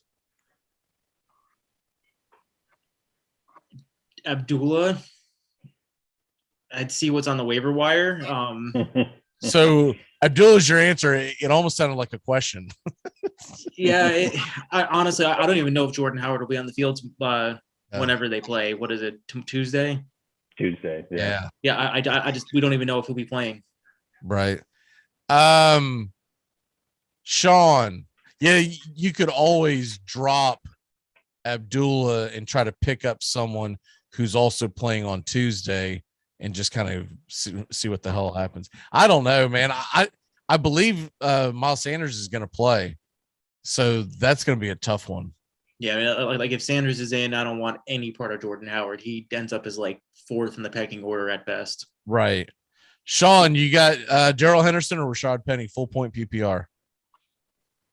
Full point PPR. I'm still taking Henderson over Penny.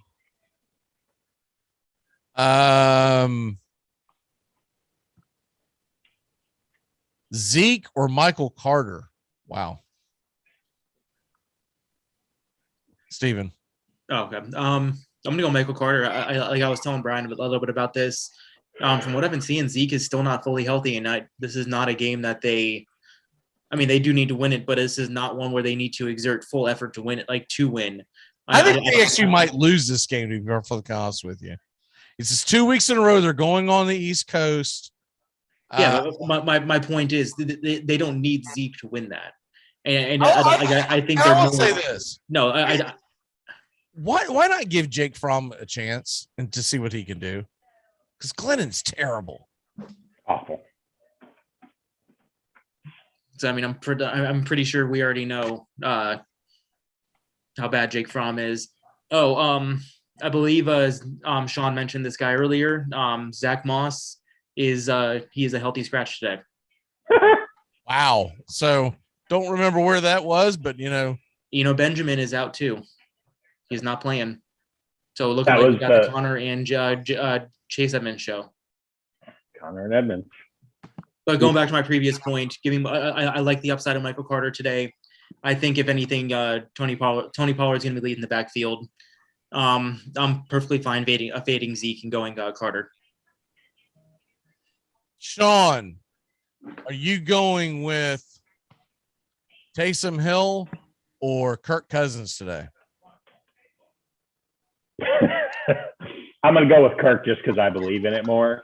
I don't think, is it fans? Todd Bowles. Todd Bowles isn't going to let Taysom Hill out of the pocket. He ain't going to let him run around and do all that RPO stuff. He's going to make him throw. So, yeah, give me Kurt in that scenario. I wouldn't be crazy about it, but yeah. Michael Carter or Javonte Williams, Steven? Javonte Williams. Sean, you going KJ Osborne or OBJ? Half point PPR in the flex. Also have Thielen in parentheses, but obviously we're not going to be sitting here at kickoff to hold his hand. So Osborne / Thielen or OBJ? I would go OBJ just because the availability question is so stark there. You almost can't risk it.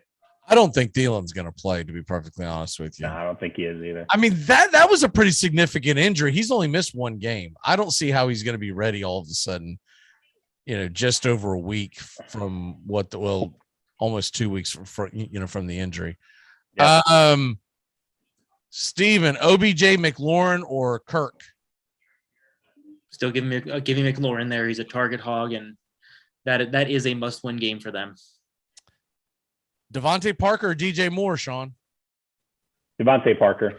I like DJ Moore, but not in that weather today in Buffalo. No. Jeff Wilson, Michael Gallup, or Lockett, Steven? Whew. Argument can be made for Wilson. Yeah, I'm going to go Wilson. Unless Lockett's playing against the Cardinals, I am not starting him. Wilson, it seems like that's the only team that he blows up on, and I don't know why, because Cardinals have a good defense, but that's it. Wilson did bust the last game. He was the chalk. I believe that was the game when he was they were in Jacksonville.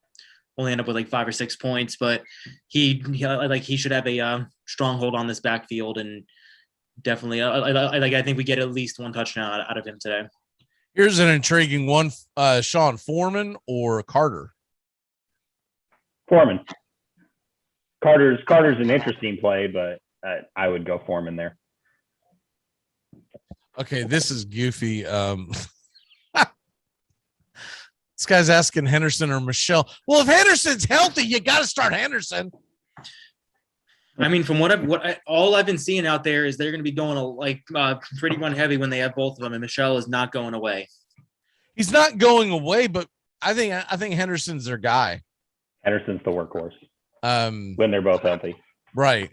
Your best case scenario, if you own them both, to be honest with you, your best case scenario is for Henderson to miss time. I don't want to wish injury on anybody, but I'm serious because he has a higher upside, but he's not going to get the touches.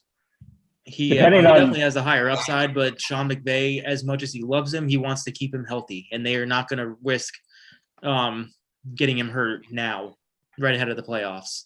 It sounds crazy, but if you don't have other options and you're asking that question or sending it in, I would almost argue for starting them both if you don't have better options. Yeah, either start both or start none. I don't know. I just I don't want to start them both, because what if it turns into a pass script for whatever reason, and then you've got two running backs like not doing anything. So they're also going to have extra time to game plan for this. A division game like that, you could see two really low scoring games Tuesday night. They don't call it gambling because it's Connect Four. You got to risk something. Steven, we already basically just answered that question. How about this one? Full point PPR. Mike Evans, Higgins, Hollywood Brown, Kittle, and Andrews, and I should have told you got to start two. So full point PPR. Evans, Higgins, Hollywood Brown, Kittle, and Andrews. I'm going to go the bookends there. Give me Mark Andrews and God, I'm drawing a blank on that first name you just mentioned. Evans? Mike Evans. Yeah, Mike Evans. Evans and Mark Andrews. So you're going to bench Kittle? It's tough, but I mean, we're also talking about a tight end who is just as hot as Kittle. That's a tough one. I think Mike Evans is going to do really well tonight because he's going to go up against Marshawn Lattimore. He's got a lot of things on his mind right now. In the words of Michael Keaton in the first Batman, let's get nuts. I would start Andrews and Kittle. Those are the two best receivers in that group. Just my opinion. I think I would go Evans and Kittle, but Andrews is intriguing. It's a nice problem to have. Yeah. He says wide receiver and tight end. I'm surprised he doesn't have the flex that he can put one of these guys in. Sean, Zeke, Edmonds, or Gordon? Zeke, Edmonds, or Gordon? Hey. Because Connor's a little bit banged up and the Lions defense is bad, I would say Edmonds there. I don't like Zeke today. Pollard's healthy and activated, even though he's probably going to be on a pitch clock. And Gordon and Williams are a total timeshare. You just don't know who's getting in the end zone. All right, a couple more as we're coming up on time. Steven, well, I already just basically answered that question. How about this? DJ Moore, Landry, or Devontae Smith? DJ Moore, Jarvis Landry, or Devontae Smith? Give me DJ Moore. Sean, Gordon or Parker? Melvin Gordon or Devontae Parker? I'd like Devontae Parker a lot today, especially with Waddle. I suspect not going to play. He's been in COVID protocol, and I think it's been ruled out. Yeah, it doesn't look like he's going to play. I haven't seen an update differently. Steven, Michael Carter, Deontay Foreman, Devontae Parker. Take two of those. Half point PPR. I got Parker, Michael Carter, and Deontay Foreman, you said? Uh-huh. I'm going to sit Deontay Foreman. I don't like the road matchup. Sean, three of these running backs you start. Mixon, Chubb, Barkley, Javonte Williams, Gaskins, or Jacobs. Mixon, Chubb, Barkley, Javonte Williams, Gaskin, or Jacobs. I don't have an argument against starting the first three. I mean, those are premium flagship running backs. You kind of have to. Want to make sure. Oh, sorry. Here we go. Here, Hollywood Brown or DJ Moore. I'm gonna go. I'm still going DJ Moore. Sorry, just saw that in the chat there. DJ Moore. Okay. Yeah. If Jackson were playing, I would probably go with Hollywood because he likes to find him in space. And I also think he becomes very, very dangerous when Jackson's in the game because when Jackson's running around, Hollywood is the type that can get into some space. You just get the ball in his hand and away you go. With Hundley in there, he's actually kind of a better passer, but I think the upside is greater on the other one. All right, couple more here. Let me see what we got here. Hubbard, Moore, Gallup. Oh, okay, Sean, sorry. You need 3 of these. Hubbard, Moore. That's Rondale Moore. Gallup, Johnson, Davis, or MVS. If None it's of those Ty are great. Johnson, he's out today. Yeah, if it's Ty Johnson, it's probably Dearness Johnson, Cleveland. It's I'm pretty sure it's Dearness Johnson. Okay. So Hubbard, yes. DJ Moore, yes. And MVS. It's Rondale Moore. Oh, Rondale Moore. Well, actually, that's still an in because of Hopkins being out. They're going to give him. He might catch 12 bubble screens today, which seems to be the only thing they throw to him. But the Lions can't tackle it. So Hubbard, Rondale Moore, and MVS in that scenario. All right, one more for you, Steven. Let's go with Mike Davis or Jeff Wilson, or throw that dart with MVS. Oh, sorry, he needs 2 of these. 2 of these, excuse me. Mike Davis, Jeff Wilson, or MVS.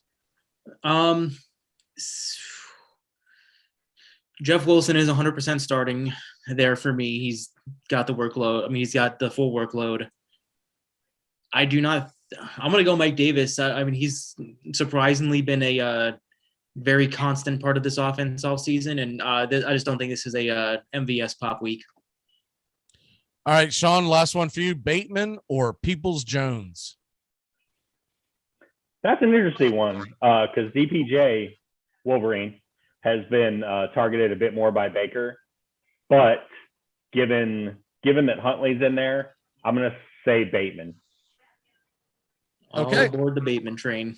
Let's go ahead and get into our locks and our one big thing. Steven, what is your lock of the day? Well, I'm looking at it right now. I'm not sure what your book has it as, but even with Lamar Jackson out today, I like the Ravens to cover 10 points against Green Bay. Aaron Rodgers is not the same quarterback when he's on the road, and this is one of the most hostile environments to go into in the NFL. The Ravens, in general, they are one of the best teams in the NFL. They're missing a couple of their starting corners, but that defense is still imposing overall. The game plan is not going to change too much with Huntley, and as we saw at the end of last week, he can still make that offense go, and there is still a lot of talent on that team. Wow, has that climbed? Baltimore plus 10. That has climbed. When we started the show today, it was a 7.5 on the 2 different books. That thing has climbed. I guess maybe they hadn't officially ruled out Jackson. I don't know. Sean, what say you? So can I get the locks really quick, just so I don't take one that's already been taken? Because I was going to do that before somebody mentioned Houston, Jacksonville over. Yeah, so Bobby took the Titans +1. Tones took Jags and Houston over 40. Joey, conversely, went back and took Pittsburgh +1, or Pittsburgh -1. So we're getting screwed somewhere there. I just realized that they picked against each other. And then Steven took Baltimore +10. Okay, so my backup has not been taken. I'm going to take the Denver Broncos -3 in the 305 slot, hosting the Cincinnati Bengals. Who's going after Brian's Bengals, aren't you? Well, here's the thought process. There's nothing scientific, and the worst gambling philosophy to use is the transitive property. But by God, I'm going to use it because the Denver Broncos beat the New York Jets and the Cincinnati Bengals didn't. They lost to them. So there you go. Game's in Denver, and Denver's very, very much alive for a playoff spot. Has a lot to play for, and just in the last 3 weeks has looked like the better team. The Bengals have coughed up a couple of games that I think on talent they should have won, and I think their depth is getting really starkly challenged this late in the year. So Denver -3 is my favorite bet on the board right now. All right, so that leaves me with my lock is going to be the Detroit Lions plus 13.5. Arizona's on. I said it before. I'll say it again. Arizona's coming off of a Monday night game. They are on the road. It's West Coast, East Coast, and they're laying double digits. I know the Lions are not the best team on the planet, but that is a lot of points to give up on the road. So I'm going to give it's 10 a.m. local time for an Arizona Cardinal. So I think you'll see some tiredness out there, and they're missing their best player. So there you go. All right. Connor's healthy. What's that? Nothing. Who's healthy? James Conner. Did he go to Miami or something? Is that why you're dropping his name all of a sudden? They're talking about the Lions and Cardinals. Yeah. James Conner, the running back for the Cardinals. I know. I was asking if he was a hurricane or something. Like, well, like why are we dropping? Did he transfer out of Miami or something? All right. Steven, what is your one big thing that's going to happen today?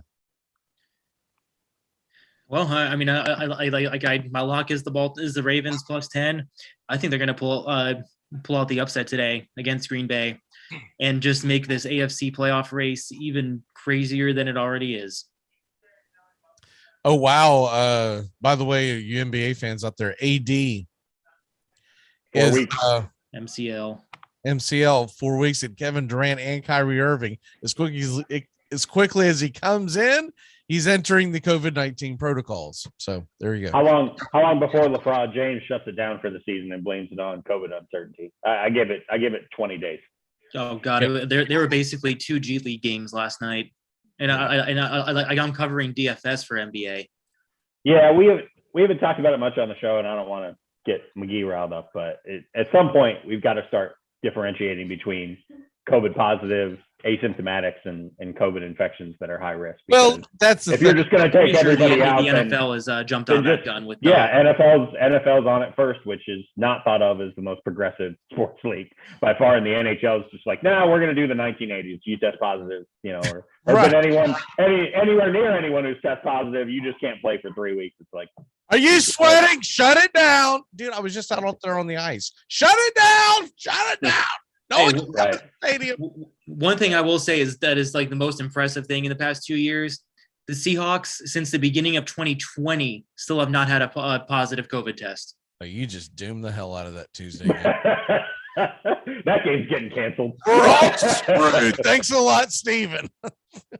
Sean, what is your one big thing? My one big thing for the day is favorites have been hitting at about a 63% clip the last 4 weeks after the Dogs, had a nice run kind of for the first 8-9 weeks of the season. I'm looking for today to be a big day. My high risk parlay, Trosh hates that I do these, but they're just fun for me, and they hit once in a blue moon. Lions plus 12.5, Giants plus 11.5, Jets plus 10, Texans plus 5.5. You put $5 on that, it wins you 85. It's crazy and long shot, but hey, the Dogs have their days, and if you play red long enough on the roulette wheel, red's going to come up for you. So I'm looking for the Dogs to cover a lot of spreads today, just because the favorites have been on a heater. My one big thing is I didn't want to take it as my lock because I like the Detroit game better, but I am going to throw some bones on the New Orleans Saints plus 11.5. They might even shock the world and beat Tampa. They tend to have their number. I don't know what it is about the Saints, but they tend to have their number. And I think they're going to out physical them. Tampa will probably win the ball game, but I think 11.5 points is way too many points to give up. Didn't we already see the Saints beat the Bucks once this year already? Yeah. Well, and remember last year they went into Tampa. It was a Sunday night game and they blew their doors off. Now this is a much different Tampa team. I get that. Yeah. But this is a physical type of game with Taysom Hill that I think they might be able to find a way to just kind of ugly their way into. Look, if they win, I think it's going to be like a 19-17 type of game. But Dennis Allen, for whatever reason, is one of the most underappreciated defensive coordinators in all of football, and he gives Brady fits. So that's an awesome call. All right. Well, we will see y'all next week. Merry Christmas to everyone. There will be no Friday show. There will be no Saturday show. We will be back on Sunday for the handicappers, and good luck to everyone in their fantasy leagues. Unless you're playing me, please forget to start players. All right, we'll see you next week. Good luck.